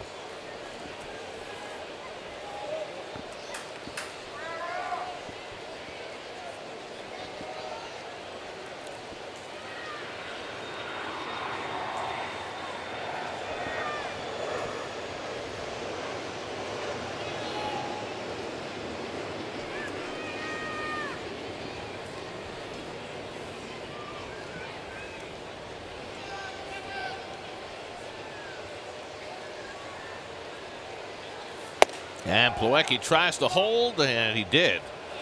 Alfaro was heading toward the dugout with that baseball, but Lance Barksdale says, come on back. A ball and 2 strikes. He did not swing. Plawecki really on top of that plate, leaning over that plate. Open stance. But as he strides forward towards the pitcher, he really is all over that plate.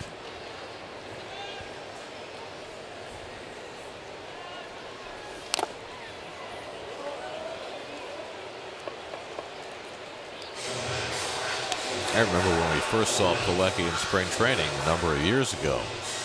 He was even closer to the plate, and he wasn't open the way he is now. Right. And he was driving balls to right center that whole spring.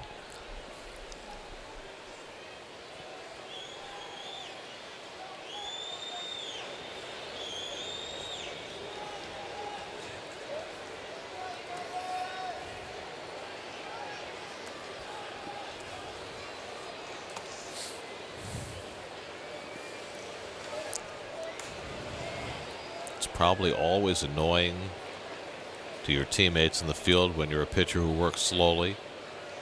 I would imagine even more so on a rainy day.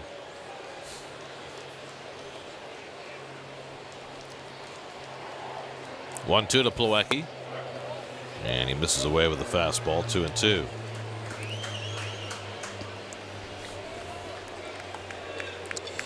Velasquez is not a fast worker. He's very deliberate.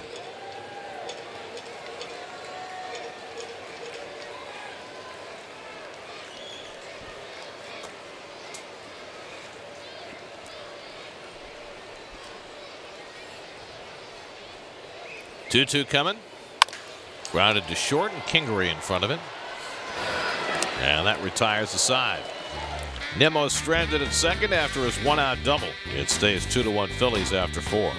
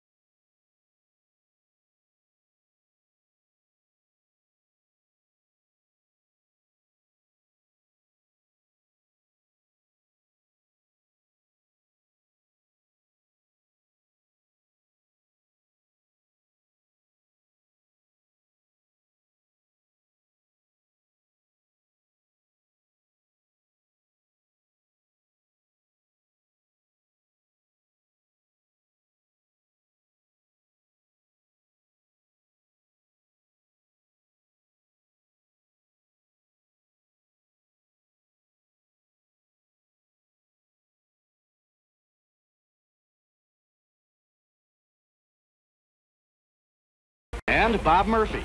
And you're right in the middle of the bright, exciting, wonderful world of the New York Mets, where baseball has never been so much fun. I'm Gary Cohen, and this is Keith Hernandez, and we're right inside the bright, wonderful world of the New York Mets. Just like Lindsay and Bob. Well, Lindsay, we're carrying on a tradition. Yes, Keith. we are. Well, I will say this. If you think back to Bob Murphy, Lindsey Nelson, and Ralph Kiner, who were the only voices of the Mets on both radio and TV for the first 17 seasons of the franchise, and think about the years in the early days of that franchise when they were losing 110, 120 games every year, and the brightness and the positivity that they were able to bring to the microphone every day, it makes you have enormous amounts of respect for the job that they did. Scott Kingery up for the first time, takes a strike, 1-1. Professionalism. And a lot of day games back then. And a lot of 2-hour and 15-minute games. A lot of losses. A lot of losses. But after 7 years of losses, one phenomenal, spectacular, amazing, miraculous season that will never be forgotten, and the 50th anniversary of which we will celebrate next year. And that should be something. Well, I'm sure that Lindsay, Ralph, and Bob look forward to the stars coming in from the other teams. Yes. Of course, the Braves had a multitude of offense. Warren Spahn, Cincinnati with Frank Robinson, Clemente, and Mays and McCovey, and Koufax, Drysdale. You had things to look forward to. Less teams. No interleague play. Really, the team that was the most unappealing to me was the Phillies back then. Well, they weren't very good. Neither were the Cubs. Yeah, but the Cubs had Billy Williams and Ron Santo, and Ernie Banks was still playing. Kingery drives one out to center, chasing Jackson back. A step onto the warning track to get it. 1 out. So Drew Gagnon working his second inning. There they are in their 70s attire. I love the clothes. I mean, just look at the combinations. I mean, Lindsay always had the loud jackets, but I mean, Murph with the striped jacket and the striped tie. Oh, how about the lime green right there? Murph with the purple and green tie. Wow. And then Lindsay played it down there. Ralph's in the same jacket in both pictures, by the way. Did you notice that? I missed it. Can we see that again? Cabrera struck out and lined out. 0 for 2 today. Good changeup by Gagnon, and it's 0-2. So there's Ralph's nice red russet jacket. Yes. It's the same one. Different tie. By the way, how toned down is Lindsay's jacket in that second picture? Can't say I care for the tie Lindsay had on. But he would always wear the loudest plaids and yes. and as he used to say, as Cabrera strikes out for the second out, he would go to the men's store and ask the guy for the stuff he couldn't sell. See, that was a classic Lindsey Nelson jacket right there with 17 different patterns like you would have on your bedspread. Look at Big Ralph. I've never seen this one before. I like those shots. Very casual.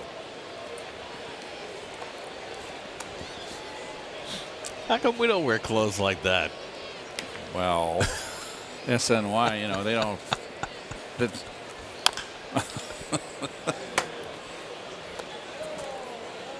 Oh, my word, Lindsay. I wish that was in color. Nice folding chairs in the back. They're sitting in folding chairs. See, that's one upgrade we've gotten. Look at the microphones, the stick mics on the handle. Gary Thorne still uses those. Sure. So does John Sterling.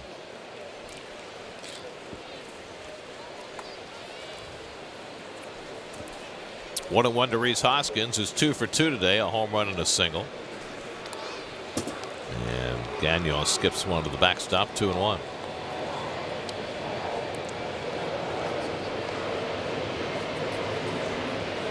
And I want to reiterate for the young fans who may not have totally gotten it, those 3 did all the radio and TV. There'd be 1 guy on radio, 2 on TV, and they'd rotate every few innings as Hoskins goes around 2-2, and they did that for 162 games. So you were solo pilot on the radio. Solo on the radio, 2 guys on the TV, but then late in the game, Ralph went downstairs for Connor's Corner, so it was 1 on TV, 1 on radio. Now, Ralph. And then on Saturdays in the fall, Lindsay was doing Notre Dame football. Right. So it would be 1 on radio, 1 on TV for the whole game. And in 1965, the last weekend, the Saturday, the Mets played an 18-inning scoreless tie against the Phillies and then had to make it up as part of a doubleheader the next day. Oof. No thanks. I'm glad I missed that one. Who knows? It might happen again. It could. No 18-inning ties anymore. It would have been suspended now. Right. Here's the 2-2 to Hoskins, and it's yanked foul. That's Ralph's pants. Ralph with his Masters jacket. Look at the pants. That's when the sideburns were in.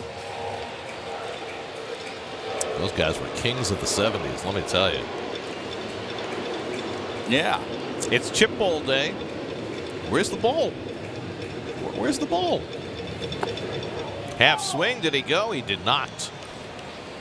Lance Barksdale with the call, and it's 3-2 to Hoskins. That Chip Bowl is getting a lot of play. I noticed. There it is. There it is. Just don't get your chips wet because it's a little, it's a little misty. Adjust that box for best protection.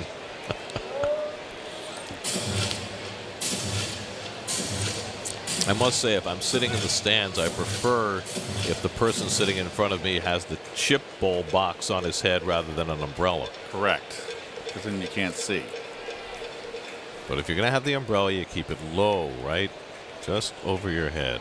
You remember that great Sports Illustrated cover that when the Tennessee, University of Tennessee football team was on the cover? Hoskins hooks one out to left, and Conforto's there. I'll be brief. With a picture of the football field, and in the background was a whole sideline seats with people with orange umbrellas. We're halfway through in the rain, 2-1 Philly.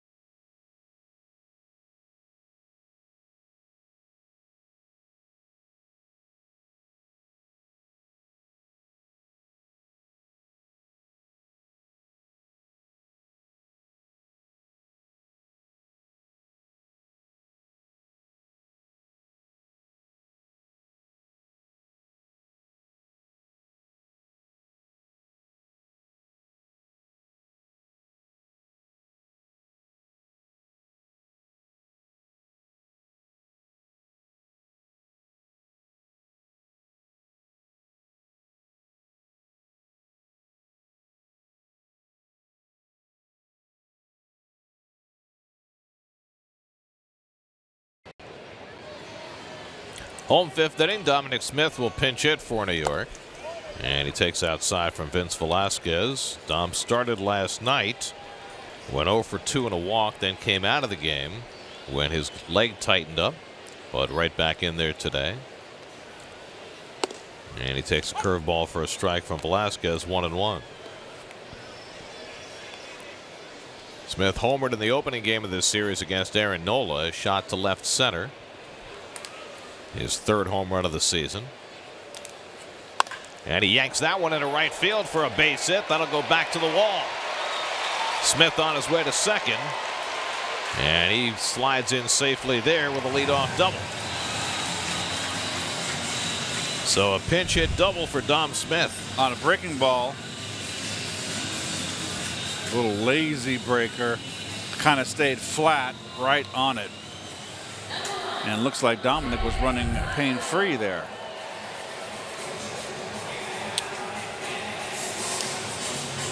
So Ahmed Rosario will come to bat with the tying run at second base, and we check in with Steve Gelb. Steve? Gary, we've been talking so much lately about how good Rosario has been over the last month or so. He's hitting .336 in his last 28 games. I asked him recently what to him has been the biggest difference, and he didn't point to anything mechanical. Instead, he said, I trust myself, and I think it's evident to people who watch that I have much more confidence, much more belief in what I'm doing, and I'm enjoying myself much more. And I think that is something that has been evident that we've seen early on this year. Clearly, he had a lot of things he had to work on, but he was clearly thinking about that at the plate. And when he finally got some things in sync and let it go, that's when he really took off. Steve, I have one major question. What's that? Are you staying dry?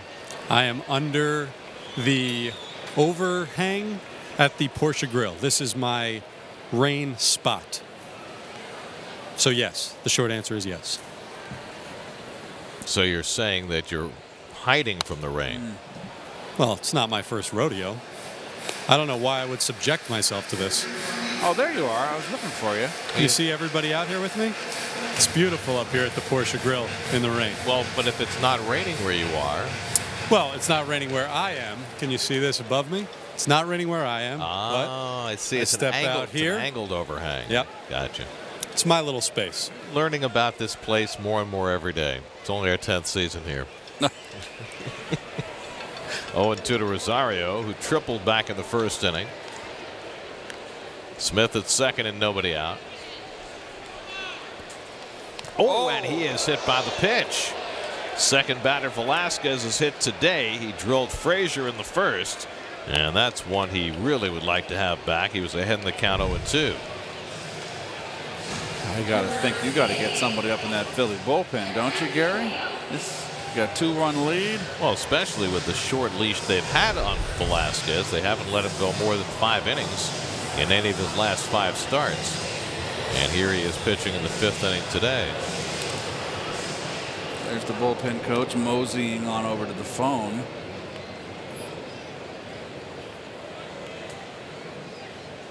Well, they had Rosario bunting the first pitch last time, which I can't believe. That I got to think that Rosario missed a sign. Well, the Phillies are looking for the bunt from McNeil. With a pop fly single to left his last time up. I would not bunt. I would not either. You know the reason why they might be? Because they think it might be a rain-shortened game. Because they're playing the bottom of the 5th like it's the bottom of the 8th. That's just true. In case. And it's a game of importance. It is, Mets would love to play the spoiler. Right, but if you're anticipating a 9-inning game, you've got Jeff McNeil at the plate who's hitting .456 at home. I don't think you're bunting with him.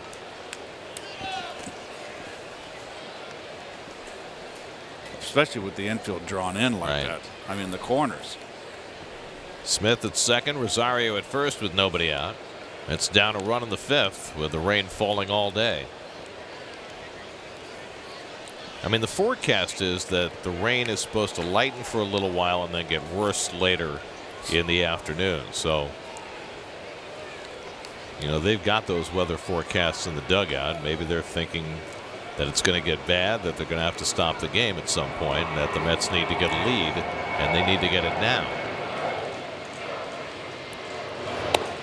Not bunting on the second pitch, and it's 1-1.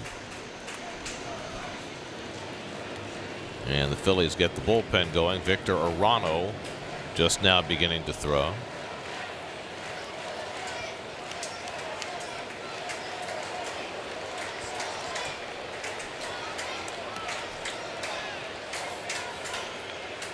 Corners stay in for the Phillies. And McNeil lines one the other way for a base hit. Smith to third. He's being waved around, and he will score the tying run. Jeff McNeil gets the Mets even with his second hit of the day, and it's 2-2.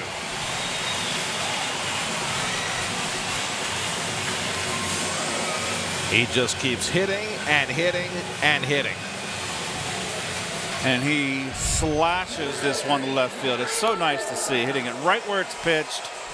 It's just you don't see a lot of that today in today's game. And that is just nice hitting there. And Dominic Smith, it looks fine to me, running there.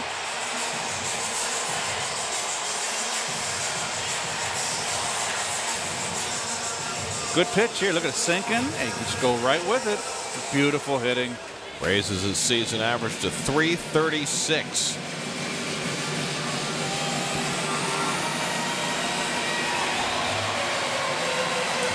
And on a team where hits are hard to come by in their home ballpark, Jeff McNeil's now hitting 466 at Citi Field. 466. Arano starts throwing a little harder in the bullpen. Still nobody out. Mets have gotten even. 2 men aboard for Conforto, who had an infield hit to drive in a run and took a call third strike. You got Rosario at second and McNeil at first, so speed on the bases for the Mets. And Conforto whacks one out to left field. Hoskins going back to the warning track at the wall. It's off the top, and no call from the umpire. They say it's in play. Rosario and McNeil will both score. Conforto with a 2-run double, and the Mets are in front 4-2. It hit right at the top of the orange line. Did it clear it? Yes, it did. That's going to be a 3-run homer. So the Mets are going to ask for the umpires to get together. Conforto's ball did clear the orange line. That's going to be a 3-run homer, and it's going to be 5-2 New York. And Conforto will have his second home run in 2 days and his 23rd of the year. They'll have to get on the horn with Chelsea to find out, but that clearly is a 3-run homer. At first, none of the umpires made any kind of signal as this ball hit near the top. Then the third base umpire, Mark Carlson, gave the safe sign to say it was in play as Hoskins tried to chase it down. Well, Mark Carlson made a very, very late call, and Nimmo on the back. I'm sorry, not Nimmo. McNeil kept running. And they do confirm that it's a home run. And Conforto can complete his trip around the bases. Number 23 for Conforto, a 3-run shot. He's got himself a 4 RBI afternoon, and the Mets have a 5-2 lead. And that's going to be all for Vince Velasquez.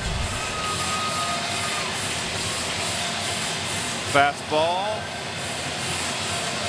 up in the strike zone, middle, almost like a guy could beat Conforto almost. He's so strong.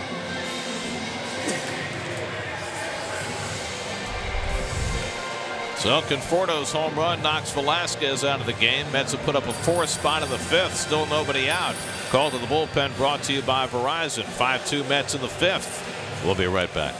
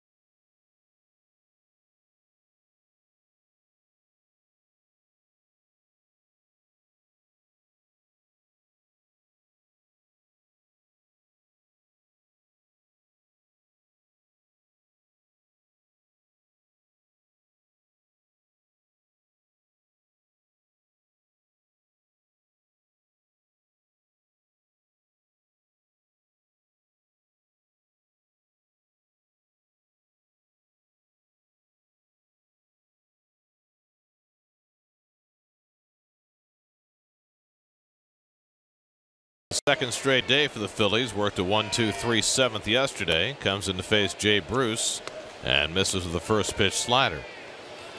Well, this is now an official game with the Mets taking the lead in the bottom of the 5th inning. Everybody's smiling out in the desert and on the West Coast. That Mets home run means City will donate enough for No Kid Hungry to provide 20,000 meals to kids in need. Michael Conforto's 23rd home run. He's bearing down on last year's total of 27. And Arano quickly falls behind on Bruce, 3-0. So Vince Velasquez got ambushed here in the 5th. Dominic Smith with the pinch hit double to get it started. He hit Rosario with a pitch. McNeil drove in a run. And then a first pitch 3-run homer for Conforto knocks Velasquez out. And that 4-pitch walk to Bruce.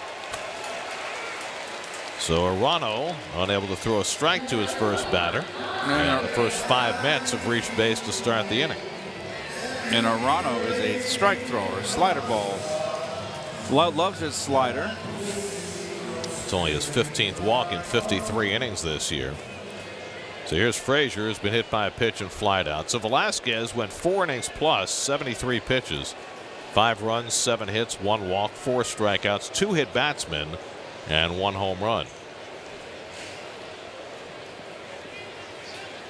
And Frazier pops one foul off the right side. That'll go out of play.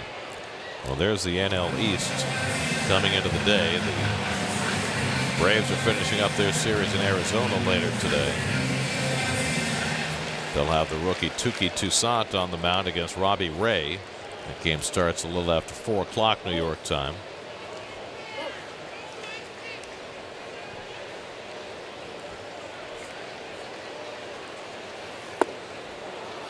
There's that slider from Arano, and it's 0-2.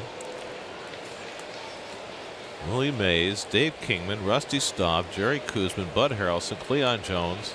It's quite a lineup. I'd be inclined to agree with you. So Cranpool, aging, Swoboda there. Hooked down the line, and a great grab by Cabrera for the out. As Dribble Cabrera taking a double away from his old teammate Todd Frazier. And that's the first out of the inning. Out in front here, so off speed. Let's go with one hand. Hang with him. Nice play by Cabrera.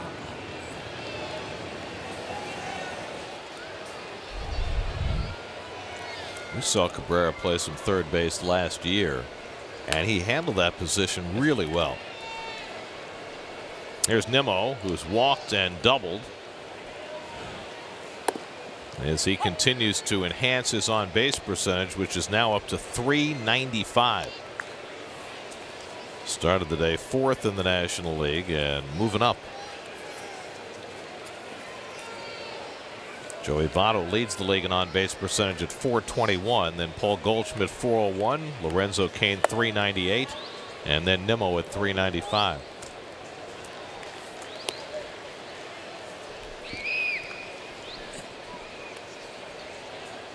Ooh, what is that? That looks awesome. Oh, that's, oh no. That's like 1,000,000 calories in that, but looks so good. Yes.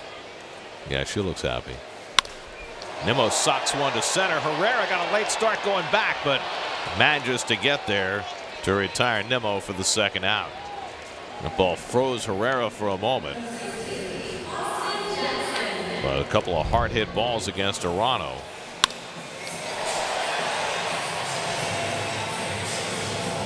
And that's the second out.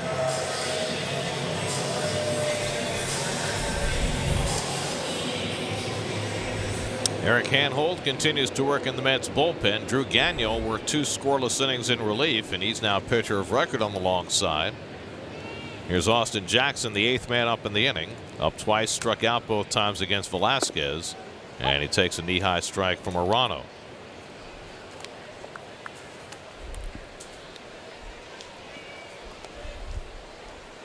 Well, it's still raining, but maybe about as light now as it's been all day. A little misty. Yep. Toward the middle of the diamond, Kingery to his left gets the force to retire the side. But the Mets put up a 4 spot to take the lead in the bottom of the 5th.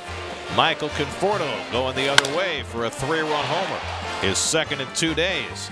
And the Mets lead 5-2 after 5. It's official.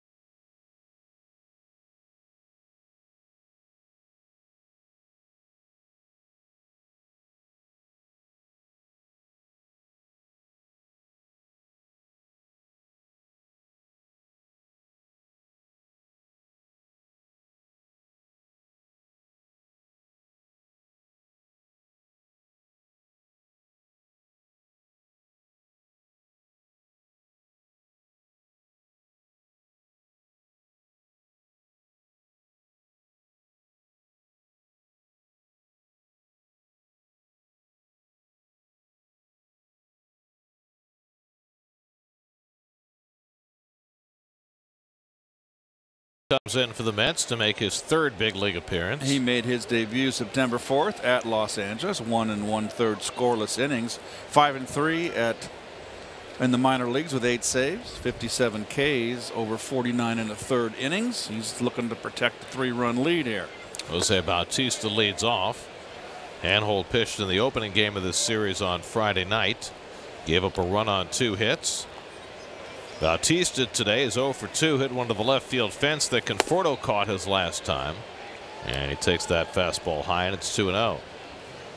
So on a day that Jacob deGrom was supposed to start and did not because of the inclement conditions, the Mets instead went with Corey Oswalt, who went 3 innings, allowed 2 runs, 5 hits, followed by Drew Gagnon, who went 2 innings, no runs, no hits.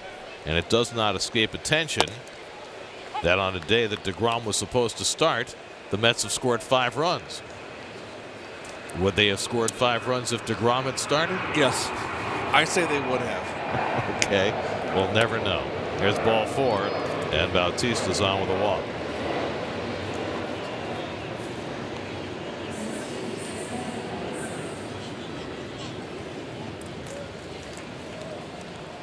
So Handhold walks the first man to face him, and now Cesar Hernandez, who's 1 for 2. And a base hit to left field in the second, struck out in the third. 24-year-old Eric Handhold, and having trouble throwing strikes. That walk to Bautista was his first big league walk.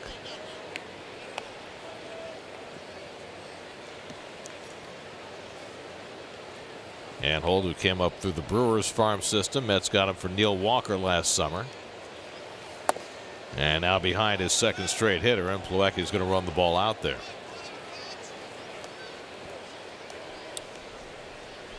Handhold in 4 minor league stops this year, walked only 16 batters in 49 innings. So generally a strike thrower. And the Mets will get a fail safe up behind him as Drew Smith begins to throw. It's an interesting position that Mickey Callaway finds himself in this game particularly. There's a strike 2-1. You kind of alluded to it earlier, Keith. He was supposed to throw his ace today and, you know, made the informed decision not to start DeGrom today. But at the same time, you owe it to the teams that the Phillies are fighting with for postseason positioning to put your best team on the field and to try to win the game any way you can. Absolutely. So you run a kid who's got 2 big league appearances out there, and if he struggles, you better have another guy ready. You can't just allow him to be cannon fodder. There's a strike, 3-2 to Hernandez. Well, over my career, I've been a lot of occasion in September where clubs have been upset with other clubs for playing that are out of it, playing their minor leaguers against teams that they're vying with. 3-2 coming, and Hernandez fouls off the fastball. SNY Super Slow Motion is brought to you by your Mercedes-Benz Tri-State dealers. Mercedes-Benz, the best or nothing. Cute. Always love to play with your brothers and sisters in the rain. Little brother wants to make sure big brother's following him. That's cute.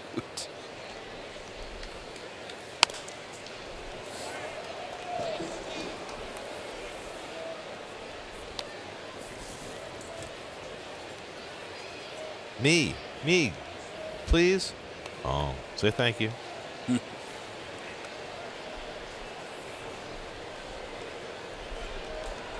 Lefty.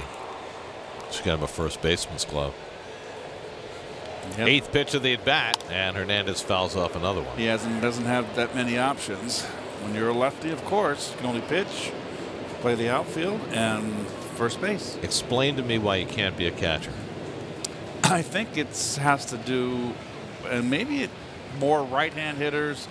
The batter will get in the way of your throw on stolen bases. It's more difficult for a third base steal. That's line to right, coming on Nimmo, but he'll have to play it on the hop. Bautista pulls in at second. The ball gets loose, but Frazier backs it up. And Hernandez has his second hit of the game after a 4-hit game last night. And Handhold has found immediate trouble in the 6th. Right down the pipe. Well, Mickey Callaway is going to make a quick move here and pull Handhold after 2 batters. He's got Drew Smith ready in the bullpen, and the Mets are going to make a double switch. Trying to protect a 5-2 lead in the 6th. Handhold out. Drew Smith coming in. We'll be right back to Citi Field.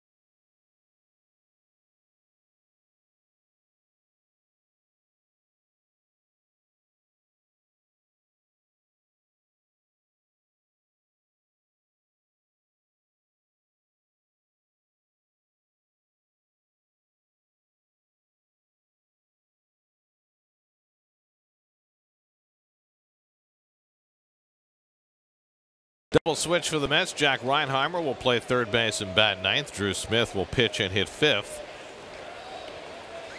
Second appearance of the series for Smith. He worked an inning and 2/3 Friday night. No runs, 1 hit. I like what I've seen from Smith. Look at the 5 walks, 19 1/3, throws hard, got a good breaking ball. Interesting, the backward splits so far. The right-handers have hit him a lot harder than the left-handers have. And he's coming in to face a left-hand hitter in Odubel Herrera, who's struck out and walked today 0 for 1. And he takes fastball for a strike. So Hanhold faced 2 batters, walked Bautista, gave up a hit to Hernandez, and so Smith comes in to try and bail him out with Herrera the tying run at the plate. That's played the corners in on the first pitch, almost as though they were expecting a bunt. I don't know why you would, with the Phillies down by 3 runs. Now they move Bruce back, and Herrera takes up and away a ball and a strike. Smith, the 4th Met pitcher of the afternoon. Corey Oswalt was the surprise starter after DeGrom was scheduled. Scratched, we assume, because of the weather. Oswalt allowed 2 runs in 3 innings. Gagnon worked 2 scoreless, and now Smith trying to pick up Hanhold in the 6th after the Mets grabbed the lead.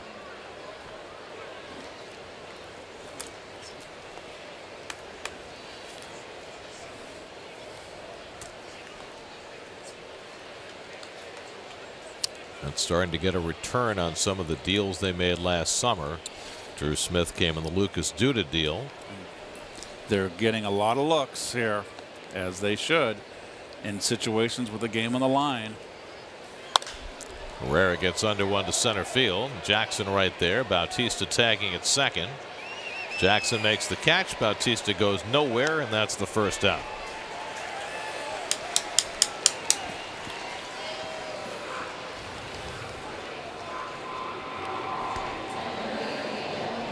So Smith comes in, gets the first out, and now here's Jorge Alfaro, the number 8 hitter. Alfaro has singled and hit into a fielder's choice, 1 for 2. I don't know who they're going to pinch hit here. The pitcher's in his turn at bat coming up after Alfaro. No one's in the on-deck circle. And the Mets get Daniel Zamora up, so they'll have options depending on who comes up to pinch hit. Got Nick Williams sitting on the bench, a prime pinch hitter from the left side. First and second, 1 out, and Alfaro is drilled. So after 2 Mets got hit earlier in the game, now Alfaro gets one, and that one hurt.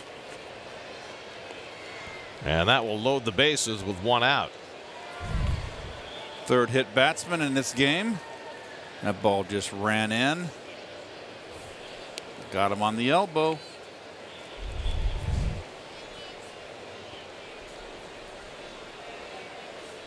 Gabe Kapler wants to make sure his catcher's okay before he heads down to first base, and he assures him. And who is going to pinch hit? Here we go. Finally coming out of the box. Out of the dugout, I should say. It's going to be Wilson Ramos. Yes. So they bring in the right-hand hitter against the right-hand pitcher, figuring go with your best bat in this spot. And Ramos has been a Met killer his entire career. Will get the assignment here with the bases loaded. Ramos played last night, went 2 for 4 and a walk, drove in a run. Those are his full season numbers, and he's been even better since joining the Phillies.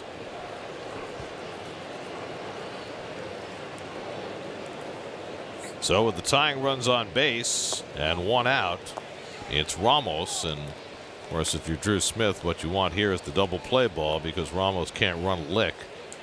Anything on the ground, you got a pretty good chance to turn 2. Bautista at third, Hernandez at second, Alfaro at first with 1 out. And Ramos first pitch swinging, drives one out to left center. Jackson gets over, makes the catch. Bautista tags, he'll score. Hernandez goes to third. Ramos with a sacrifice fly to cut the Met lead to 5-3. And the Mets are fortunate it wasn't more. That was a curveball hanging on the inner part of the plate. And wisely, Jackson throwing behind the runner into second base. Here's the curveball. Watch this. Right. Oh, boy. That had grand slam written all over it. That was going to be big trouble. Could have been. Instead, it's 1 run. Tying runs remain aboard with 2 out, and now here's Carlos Santana, who's 0 for 2 in a walk.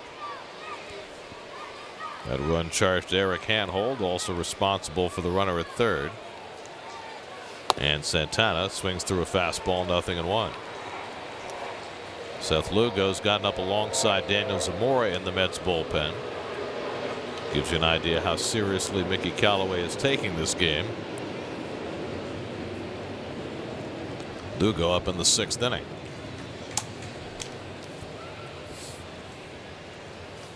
And Santana skies one along the left field line. Conforto hoping for room. Reaches in.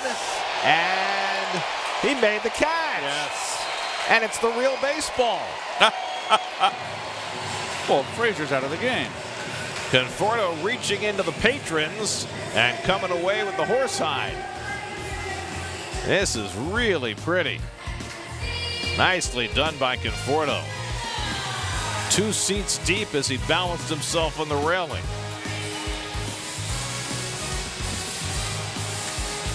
Well done. 5-3 Mets in the 6th.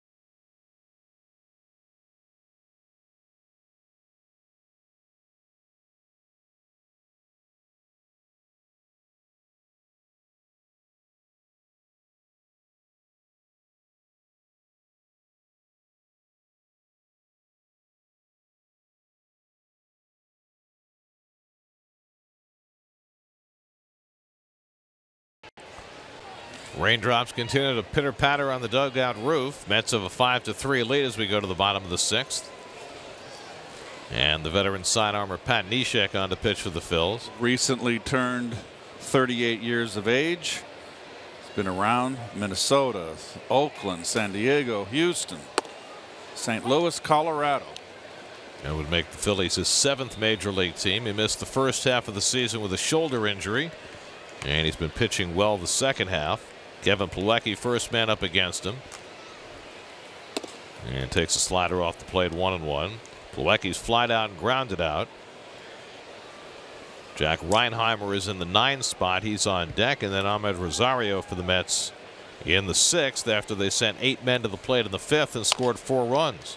Bounced slowly to third. Tough play, barehanded by Cabrera, and he got him. Great play as Dribble Cabrera. His second outstanding defensive play in the last 2 innings. This one's a lot better. This was a tough one. Nice little bare hand on the dirt. And a very strong, accurate throw. Beautiful play.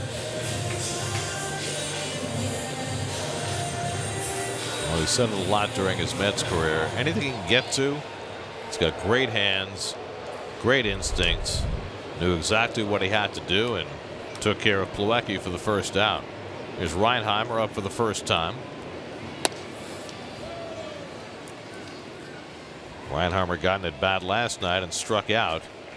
4 for 17 in his stint with the Mets. And a check swing foul on the slider, and it's 0-2. Well, Neshek has always been someone with the funky motion, hard to pick up, and it's not. It looks like he's going to come submariner on you, but he really comes sidearm. Or even a little bit above sidearm when he's ready to throw the ball. Almost. And he finds the outside corner. And this time, Will Little remembers to give his third strike call. That's the second out. Emphatic. Last time when he called a hitter out on strike, Jackson, he forgot it was the third striker, didn't give the full treatment. This time he went full Leslie Nielsen. 2 out and nobody on. Leslie Nielsen was terrific. He found his niche there. His Neshek? Yeah. Very good. Here's Rosario, who has tripled and been hit by a pitch today, 1 for 2.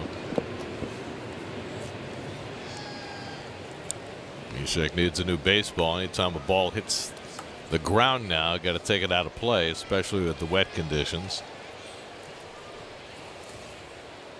Philly starter Vince Velasquez went 4 innings plus, allowed 5 runs, 7 hits. Victor Arano walked his first batter, but then retired the next 3. And now Neshek has set down his first 2. And he gets the slider by Rosario, a ball and a strike. Adam Morgan, the lefty, is up in the bullpen. I would assume if Rosario keeps the inning going, we'll see Morgan, although he couldn't get a lefty out last night. You got 3 lefties in a row after Rosario with McNeil, Conforto, and Bruce.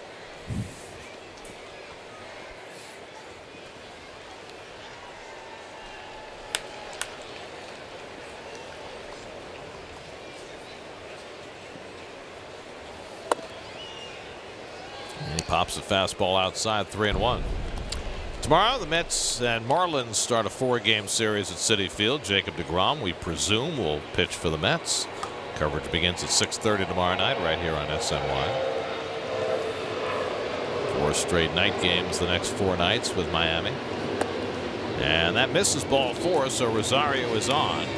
And we'll see if Gabe Kapler makes the move to the lefty with McNeil coming up. And here he comes. So he's going to go right back to Morgan, who struggled last night. Mets trying to build on a 5-3 lead in the 6th. We'll be right back to Citi Field.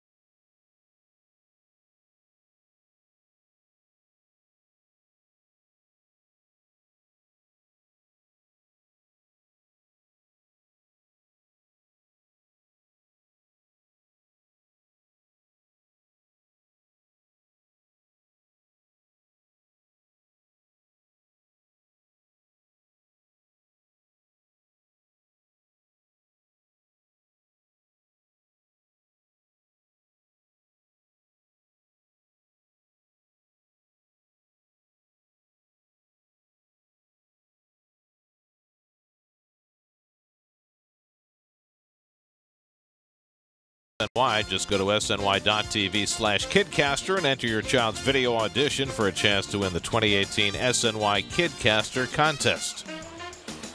Well, last night Adam Morgan came in and could not get a left-hand hitter out. Boy, he's right back out there, too. Facing the first man he faced last night, Jeff McNeil, who had a base hit against him. McNeil already has 2 hits today. A blue pit to left and a solid single to left. He's driven in a run and he scored a run. His base hit in the 5th tied up the game. And on the next pitch, Michael Conforto hit a 3-run homer to give the Mets the lead. Rosario at first, not getting a very big lead on the wet track. And McNeil takes a slider off the plate for ball 1. So Neshek got 2 outs, walked Rosario, and exits in favor of Morgan. Hector Neris will get up in the bullpen now for the Phillies.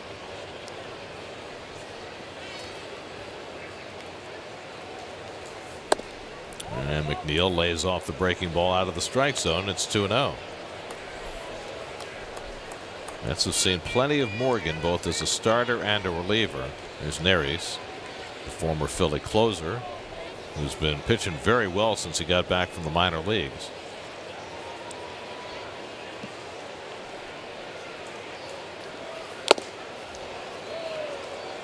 Two and 1 to McNeil. Seems like Morgan's throwing a little more emphatically, putting a little something extra on his breaking ball, a little something extra on his fastball. Last night worked a 1/3 of an inning, was charged with 2 runs and 3 hits. And he misses with the fastball, and he's behind on McNeil. 3-1. Jeff hasn't walked a whole lot.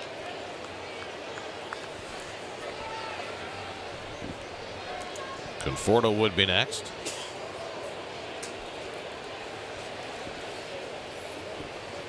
McNeil with his 2 hits today has his average up to .336 through his first 146 at bats. And he whacks the fastball foul. 3-2.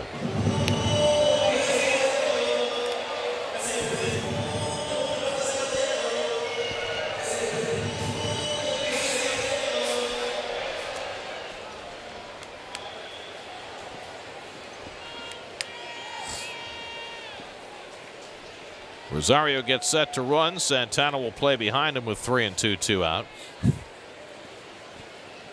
And McNeil takes inside ball 4. Morgan missed badly with the curveball, and so McNeil's on base for the 3rd time. He has yet to get a left-hander out, Mr. Morgan, in this series. It's 5 plate appearances for lefties, 3 for 3, 2 walks. That doesn't bode well for a future in the major leagues. Or for this next plate appearance.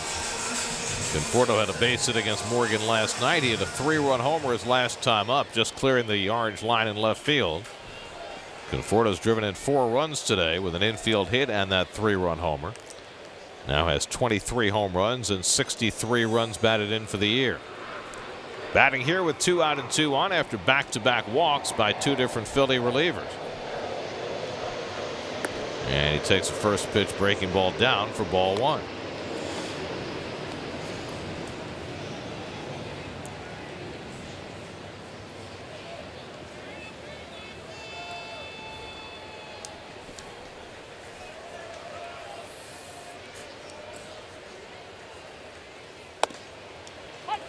Gets that breaking ball over for a strike. 1-1.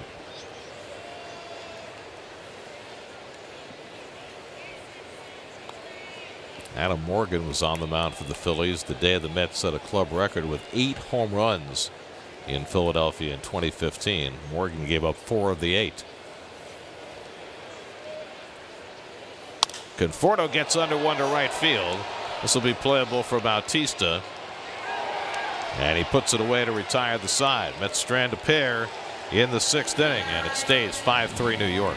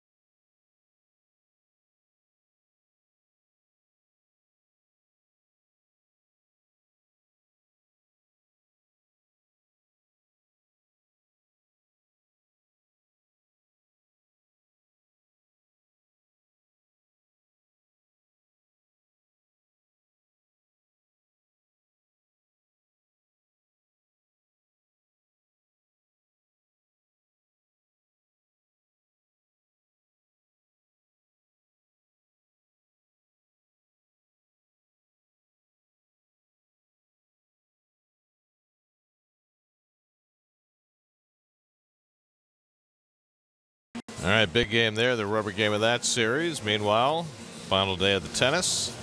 The U.S. Open wrapping up today after the controversial women's final yesterday. Today, the men's final.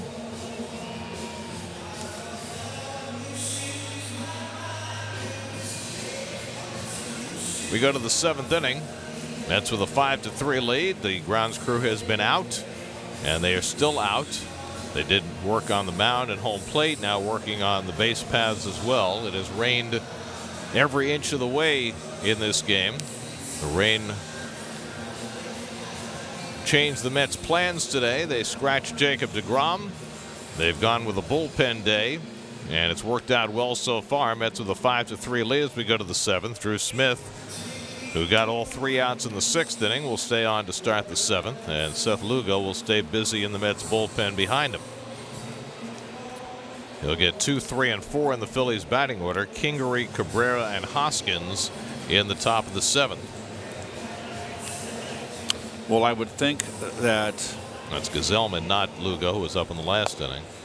Interesting that Gazelman's up. It is interesting, especially after he went an inning and a third last night. Yes. I wonder whether Lugo couldn't get loose or there's some issue there. But you would think that with the Marlins coming in, the game, those 4 games will be irrelevant as far as any kind of race in the National League is concerned. So Mickey Callaway is going to manage this game, obviously, to win. Right.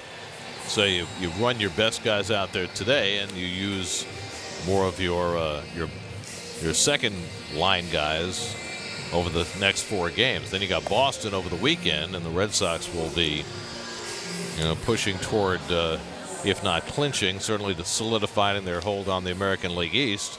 And then the Mets have another series with the Phillies after that, and we'll see what position the Phils are in at that point. They've been stumbling, and if they don't get this game today, their hopes fade by the day.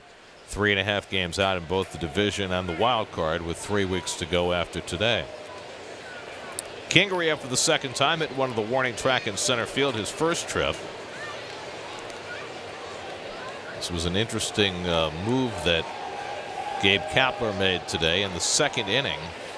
With a 2-1 lead, he took Justin Bour out of the game, brought Scott Kingery, a better defender, in, and moved his guys around. Cabrera's already made a couple of nice plays at third base that may have made that move pay off, that maybe Santana doesn't make there. But the problem is the Phillies made that move with the lead, and now they don't have the lead. Slider in for a strike to Kingery, and it's 0-2. Hector Neris remains up in the Phillies bullpen, while Gazelman and Zamora stay busy for the Mets.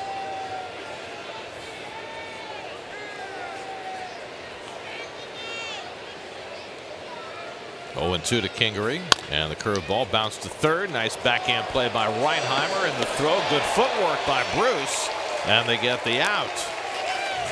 That's a play I don't think Jay's had to make before. I have not seen it, and that is a very nice play by Jay, and a nice play by Reinheimer here, throwing off balance. It's into the runner, and that ball's going to sink into the runner, and Jay does the nifty footwork, gets in foul territory.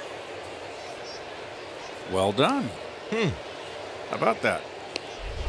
I mean, you've said this so many times in the couple of dozen times that we've seen Bruce play first base. He's a really good athlete. Yes. And he's learning on the fly, but everything that he does, he learns more. Well, it looks like we are redrawing the batter's box for Asdrubal Cabrera. With the batter's box having been obliterated with all the diamond dry, a little giving Asdrubal a sense of how far back he's allowed to go.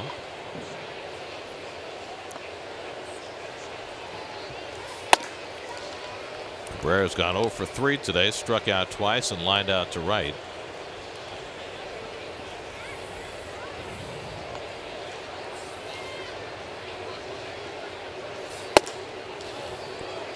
Smith throwing hard, misses high, 2-0. So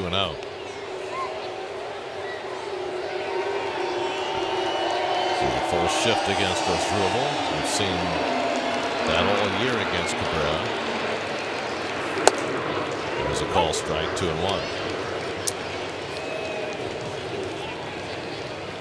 The Blue Jays beat the Indians today. That means Cleveland's magic number for clinching the AL Central stays at 5. They will undoubtedly be the first team to clinch. 16.5 game lead.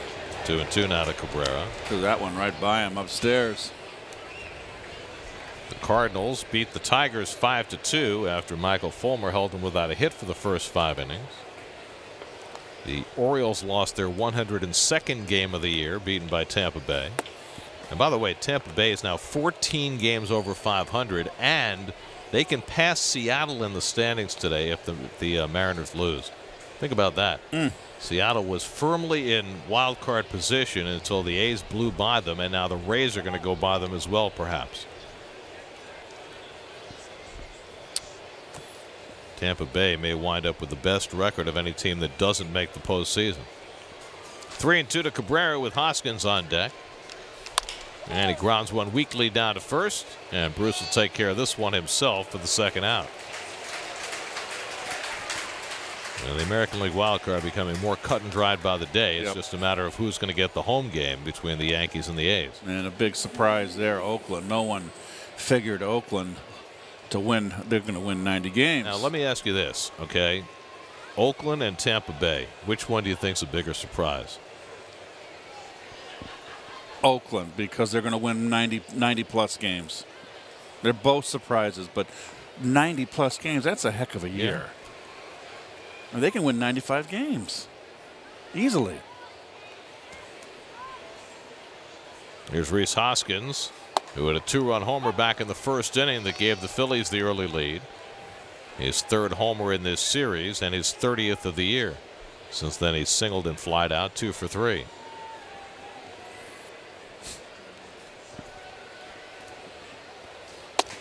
And he has to move his feet.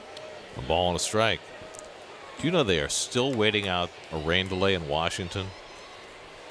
That game was scheduled to start 2.5 hours ago after they played till almost 2 o'clock in the morning last night. They called the game early in Pittsburgh today. That game, of course, will have little meaning. But it does mean that with the Marlins getting rained out, they've had to readjust their rotation for their series coming up against the Mets. They were supposed to send a young pitcher, Jeff Brigham, out today. It was going to be his second big league start. He's going to face the Mets tomorrow night instead. And he gets to face Jacob deGrom in his second big league start. 1-2 coming to Hoskins, and he fouls back the high fastball.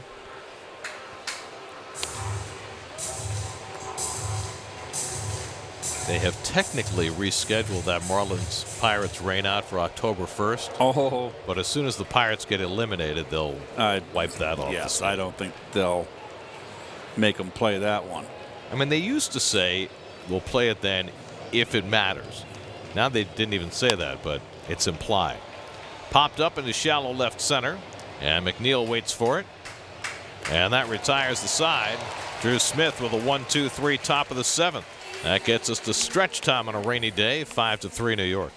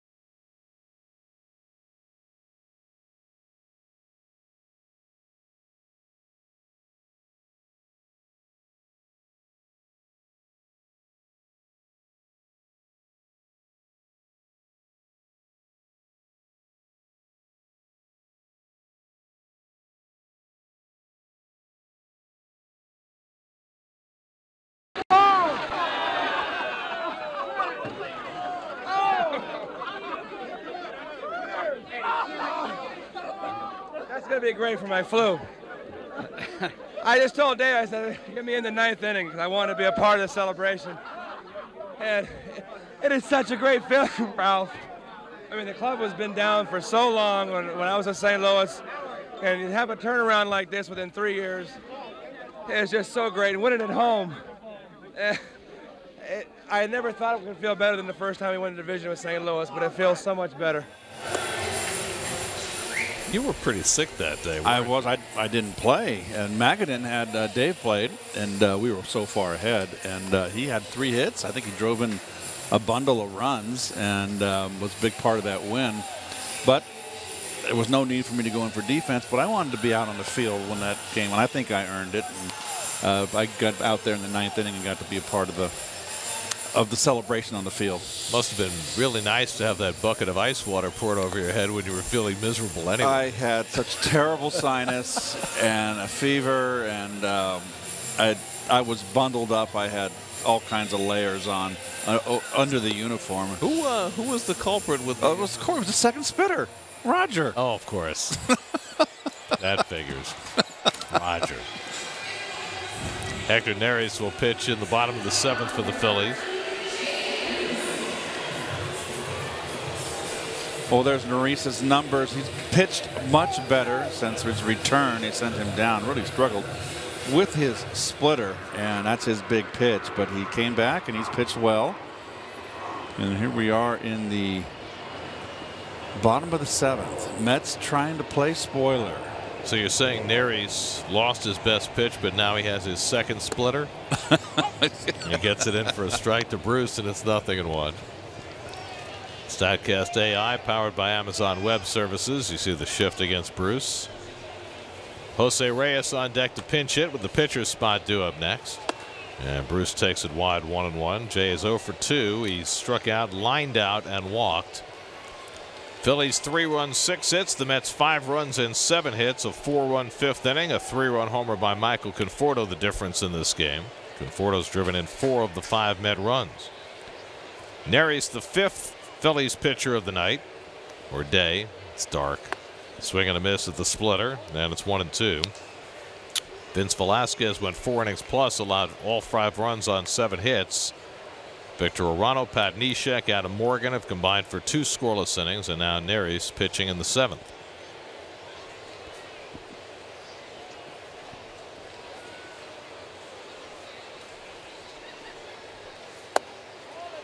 Yeah, he just missed off the play with the fastball, 2-2. Yeah, Seth Lugo is back up. Well, that makes sense. And I would think you would want, you might want to get 2 innings out of him. Explain to me why Gazelman was up in the last inning. I don't understand. Maybe they only had him for 1 or 2 outs.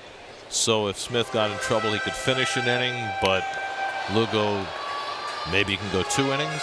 Maybe that's the figuring. Well, I got to figure Lugo's gonna close this thing out if he can do it. That must have been it. That with Gazelman having gone long last night, that's pulled down the right field line by Bruce, and it settles foul. That they figured they only had Gazelman for an out or 2, so they would have him up during the inning and have Lugo ready to start the inning.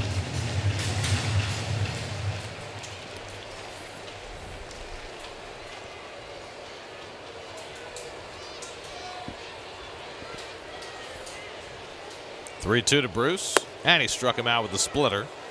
So Neris fans the first man to face him, 1 out in the 7th.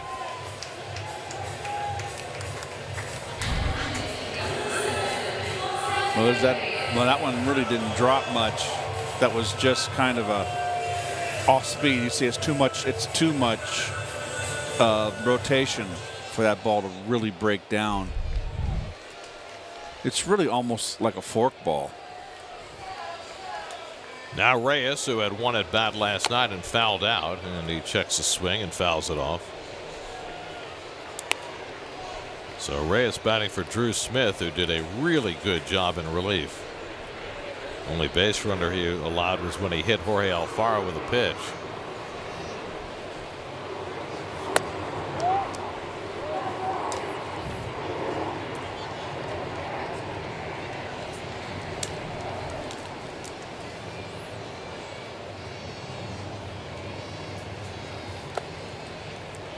Lays off the splitter. 2 balls and a strike. Brandon Nimmo waits on deck. It's trying to take 2 out of 3 from a Phillies team that has been fading for a month. They're 10-18 over the last month or so and haven't won a series in all that time. Reyes hits one past the mound, circling in Hernandez, and he throws him out. 2 away.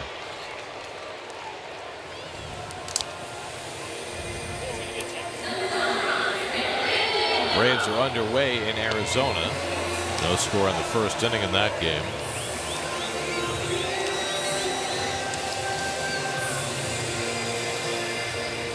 Well, you see what the Phillies have done lately. Not so good. On the road, not so good. But they're 18 over 500 at home. And frankly, at 7 games over 500, fortunate to be in any race, but that's the nature of this division this year. Nimmo takes a pitch high, ball 1. The Braves have had struggles of their own over the last month, but they have been able to stay double digits above 500, 14 over going into today, and in command. 2-0 to Nimmo, who's walked and doubled, 1 for 2 on the day.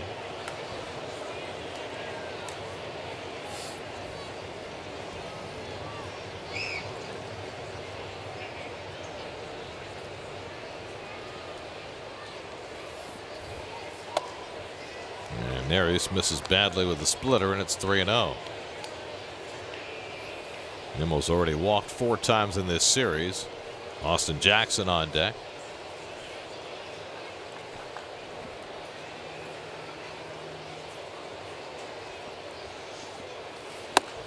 And there's a strike. 3-1.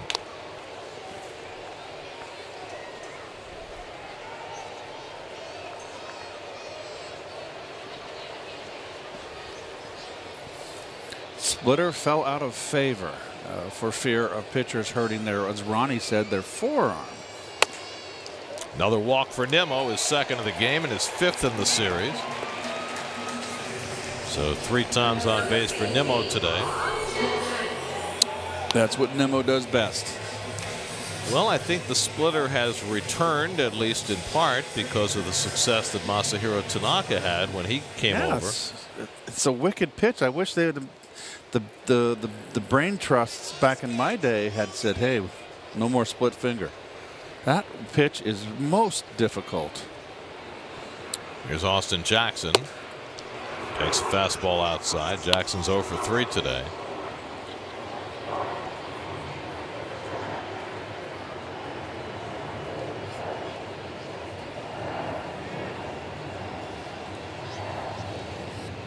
Nimmo gathering a lead. And everybody's been kind of reluctant to run today. I think the slowness of the track might have something to do with that. Browns crew has done everything they could to keep the playing conditions usable today, but that infield dirt just keeps getting wet. It's been raining right from the start of the game. It's just spitting right now. Has been for a while. Jackson slices one foul, and it's 1-2.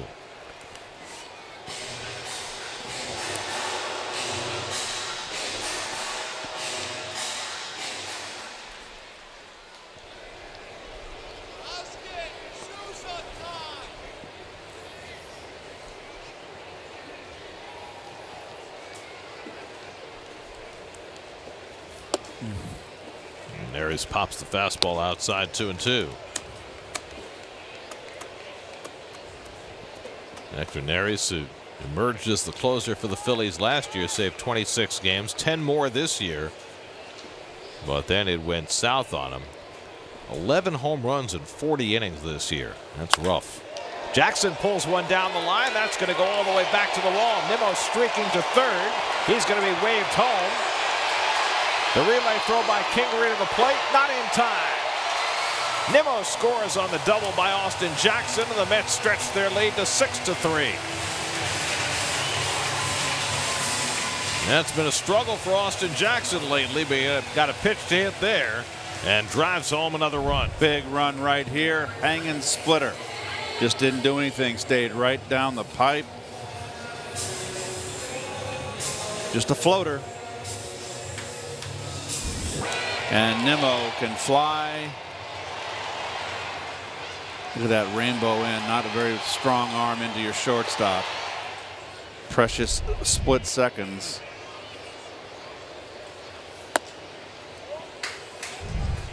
Well, Nimmo knows right here the plays in front of him right from the get-go. This is a double. He's thinking, I'm going to score. And speed is so important in this game, is it not, Gary? It is. Always has been. That's pulled into left. In comes Hoskins, and he picks it off to retire Plawecki and end the inning. So Plawecki lines out to end it, but Jackson drives in a run with a 2-out RBI double, and it's 6-3 Mets after 7.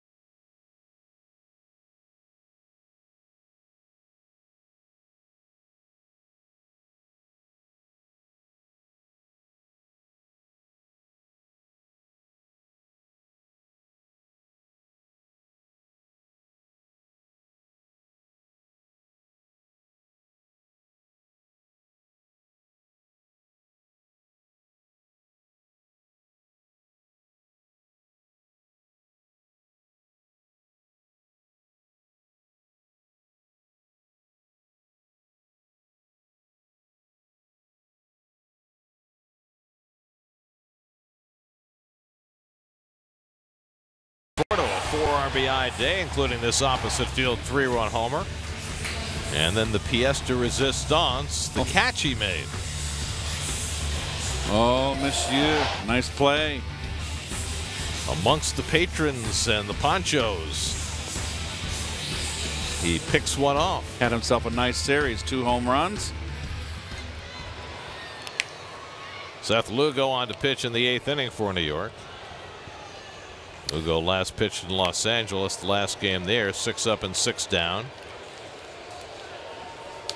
Entering the final 3 weeks of what has been a wonderful season for him in every respect. Jose Bautista leads off in the 8th inning and takes the curveball up and in for ball 1. I mean, it might not be exactly what Seth had in mind. He fancies himself a starting pitcher, and he certainly could be an effective starting pitcher. But he has given this team so much value with his performance out of the bullpen this year. So we've seen a lot of guys on this staff, from young, unsure athletes, kind of mature and blossom. Gonzalez is another one. Lugo, of course. They become really the mainstays in the back end of this Met bullpen. It's been fun to watch. And hopefully the same happens with Smith and Bachelor as they're getting their shot. Well, there's been a lot of development on this pitching staff this year. I mean, Zach Wheeler certainly in that category. Steven Matz has taken steps forward this year. Jacob deGrom's been otherworldly. And I think Dave Island gets at least a large share of that credit, because it's really been up and down this staff. Curveball misses down to Bautista, 3-2. And you know, Dave didn't treat them with kid gloves. He was tough love with them, and I like that.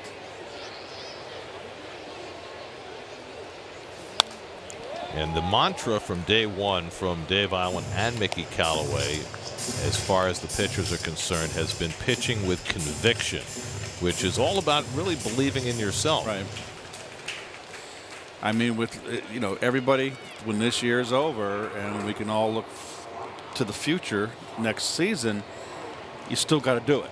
Last year is last year. You're only as good as your last start, and they got to build on that. But boy, if Syndergaard, DeGrom, and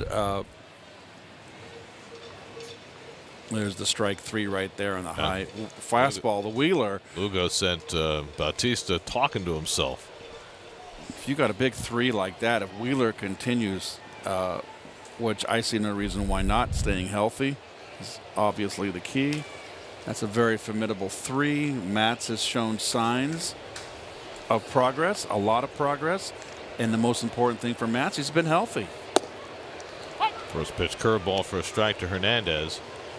So the question is, when Seth Lugo goes into the offseason, does he go into the offseason thinking, I'm coming to spring training to compete for a starting job? Or does he go into the offseason thinking, I have done a great job in the bullpen, that's my role? I think that he would love to start. Who doesn't want to start? I think he'll be prepared for either way. You know what kind of guy he is. He's a team guy. I'm sure. I mean, you want to put the brass ring in front of him. You don't want to say, hey, you're in the bullpen. Make him come to camp, maybe give him some starts and fight for his 5th spot. But you got Vargas coming back too. So I got to think that Lugo's going to be in that bullpen. There's a lot of money to be made in the bullpen now, yes, and so much more emphasis on it than ever before. I understand that most pitchers want to be starting pitchers, and Lugo is certainly in that category. But if he were to fully accept and embrace what he has accomplished this year, which has been phenomenal, he can be an enormous piece of a winning team going forward. And it shows his professionalism that he accepted the role. Surely he was disappointed starting earlier in the year.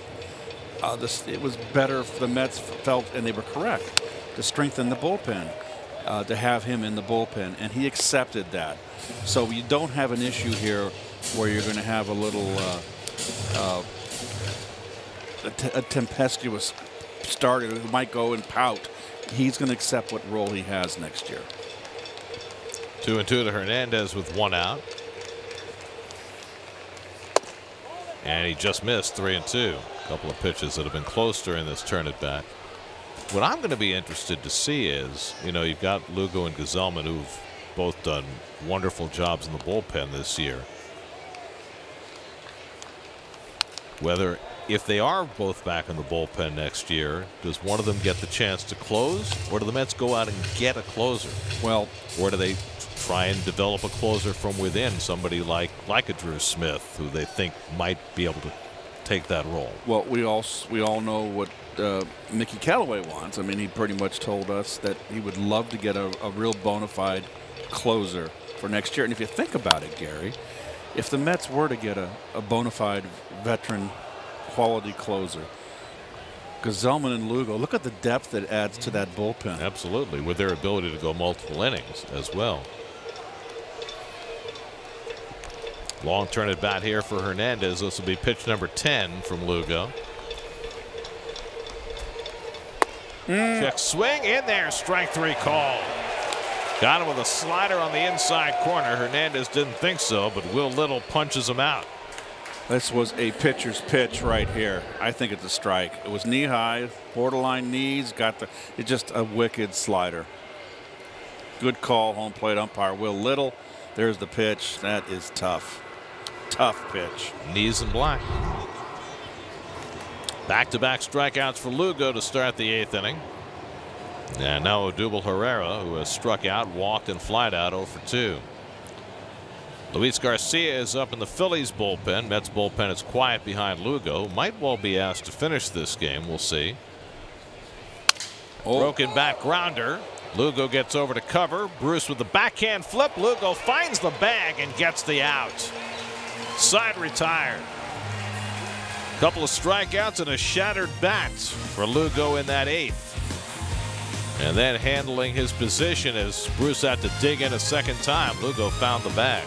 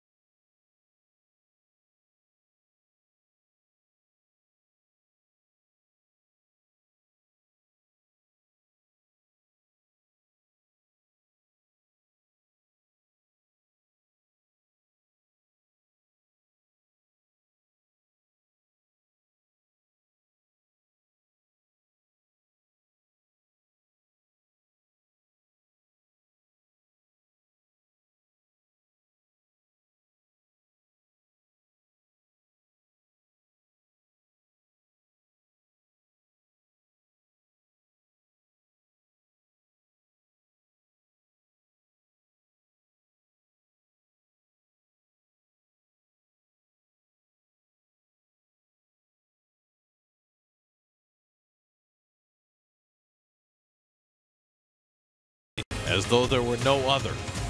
Steve Carlton, 329 wins, 4 Cy Young awards. He was state of the art. How come no at-bats against Hernandez in this video package? Well, he got me more than a few times. Legends of the Game presented by Budweiser, the legendary lager for legendary moments. If ever there was a left-hander to catch Warren Spahn, it was Steve Carlton, and he didn't get it. He tried to hang on and get there. Yes, he did. Kicked around to a few different teams at the end, but 329 wins, 34 shy of Warren Spahn's record for left-handers. Nothing to sniff at. Luis Garcia pitching for the 2nd straight day. And Warren Spahn lost time in World War II, too. Yeah, Spahn didn't come up till he was 26 years old, I think. Yep. So Jack Reinheimer struck out in his first at bat in the 6th. Also struck out against Garcia last night, the only batter he faced. Mets scored 4 in the 5th, 1 in the 7th. 6-3 lead as they bat in the bottom of the 8th. And there is nobody up in the Mets bullpen, so it would appear as though Lugo is going to be asked to finish this game. The Phillies will have 8, 9, and 1 in the order. Alfaro, the pitcher spot, and Santana due up in the 9th. Game of utmost importance to the Phillies. Both the Mets have played the Phils very tough in this series. Lost a 1-run game Friday, beat them yesterday, and they have a 3-run lead in the 8th inning today.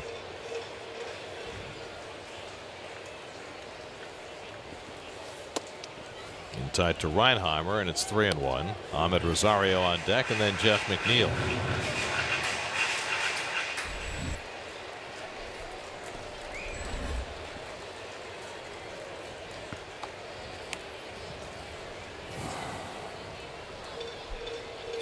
And Reinheimer smacks one to right, but in comes Bautista to slide and make the catch. Almost got stuck, and that's the first out.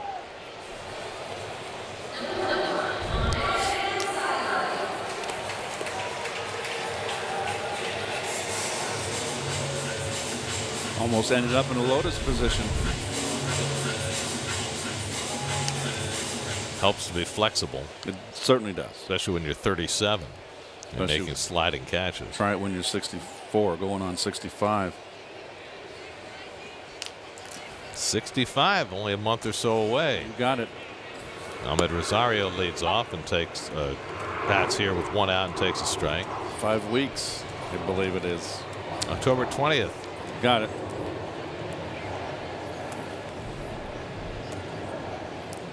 Ahmed's been on base 3 times today. A triple, got hit by a pitch and walked. He scored 2 runs. On base percentage up to .299. He's been pushing toward 300 for weeks, and he's almost there. Pops this one up in foul ground. Cabrera to the railing, and he makes the grab. 2 out. Coming up tonight on Geico Sports Night, first full Sunday of NFL football, all the pennant races, and the U.S. Open men's final, a full day of sports, all covered on Geico Sports Night tonight and every night after the postgame. Actually, it should be 11 o'clock, right? Yeah, and we say after the postgame after night games because usually it's later than 11, but it's regularly scheduled for 11. And tonight, I think this game should be over in plenty of time for Geico Sports Night to appear at its regularly scheduled time. Well, you know, the least nice there's. McNeil's got another base hit, his 3rd of the day. Wow. 2nd straight 3-hit game for Jeff McNeil, who's just a base hit machine. Just goes right with the pitch. You're going to start having to play him straight up. All 3 hits to left field today for Jeff.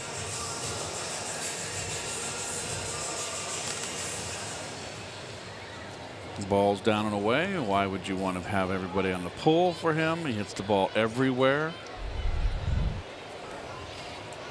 So he's aboard for the 4th time. 3 hits and a walk for McNeil today. And now Conforto's driven in 4 of the Mets' 6 runs with an infield hit and a 3-run homer.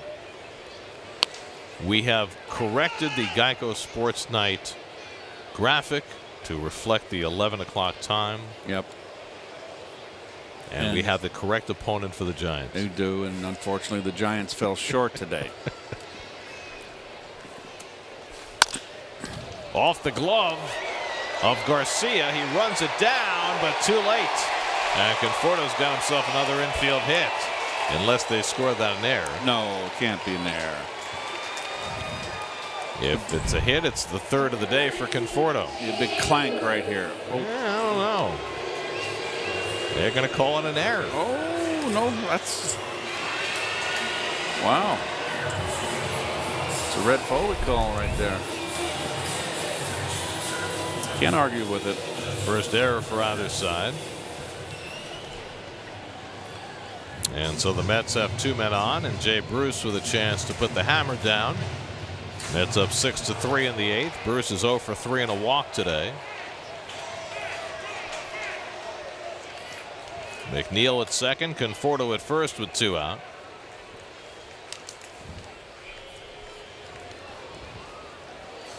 And Bruce hits one out to left center. Over comes Hoskins, and he puts it away to retire the side. Mets strand a pair. Lugo will head back to the mound to try for the final 3 outs with the Mets up 6-3.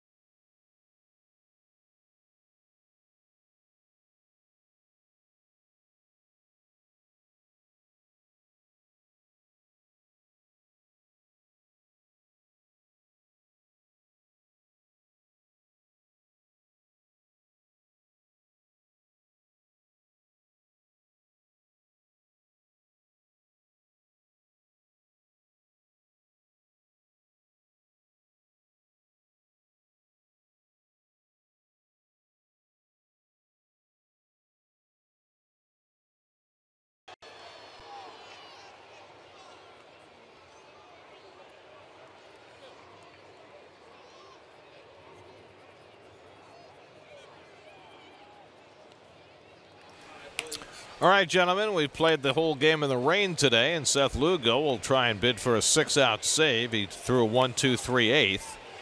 Michael Franco will pinch hit leading off in the top of the 9th. Batting for Jorge Alfaro. Pitcher spot due up next. Franco takes a curveball for a strike. Nick Williams is on deck to pinch hit for the pitcher.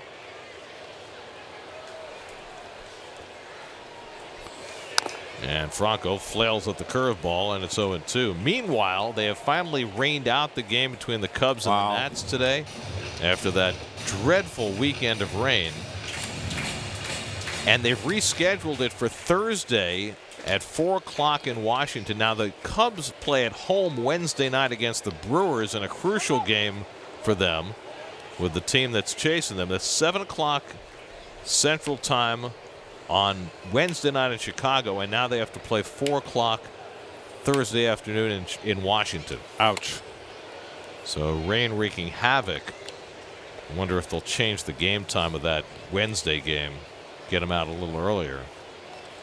In any event, that whole weekend in Washington was just awful. Franco strikes out on the slider, and Lugo, dominant, has struck out 3 of the 4 batters he's faced. Well, he got them all on breaking balls, curve balls to get ahead, and then that ahead in the count runs that slider out of the strike zone. Quick work. So 1 out and nobody on. Now Nick Williams, who started last night and went 1 for 5.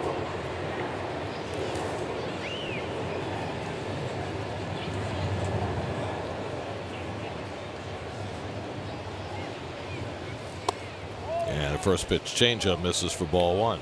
Here's the strikeout pitch, and you can watch the ball start out on the strike zone and then run out. That's your bait slider right there, folks. Or as Mickey Callaway likes to call it, strike to ball. Okay, I like that. Looks like a strike, turns into a ball, and that's where you get your chase.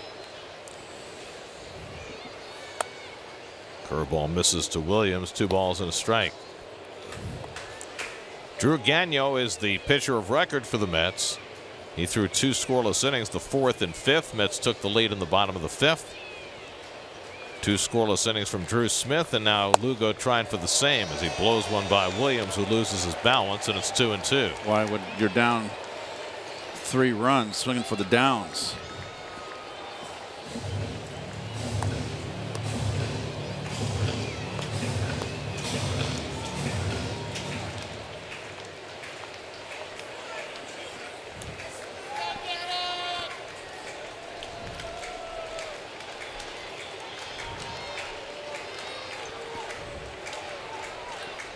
Two coming to Williams, and he nubs one foul.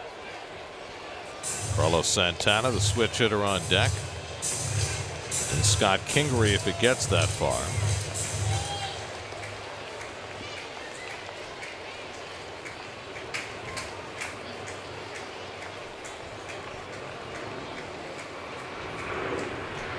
Again, the 2-2 struck him out. High heat from Lugo to get Williams. 2 men down. 2 strikeouts, 2 pitches out of the strike zone. This one, the fastball running up and away.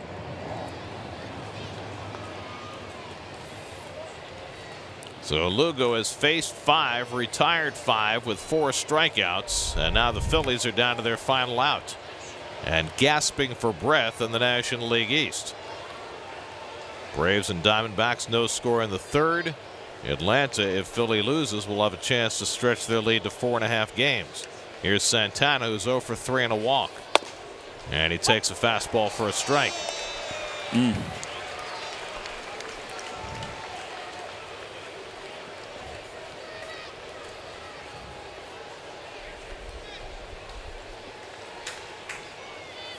Curveball hit in the air to right. Back goes Nimmo onto the track, looking up, and it's out of here. Carlos Santana goes deep. His 23rd home run of the year, his 2nd of this series, and it cuts the Met lead to 6-4. So the Phillies have a hint of life.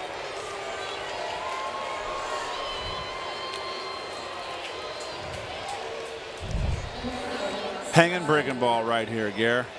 Oh, boy.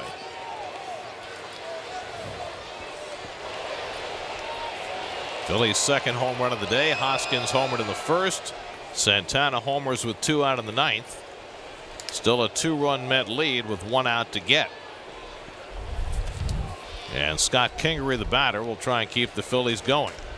He's 0 for 2 after coming off the bench.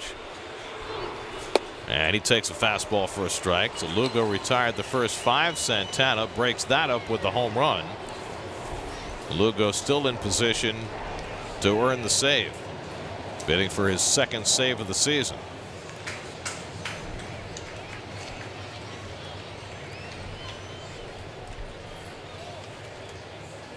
And Kingery swings through the slider, and now the Phillies are down to their final strike.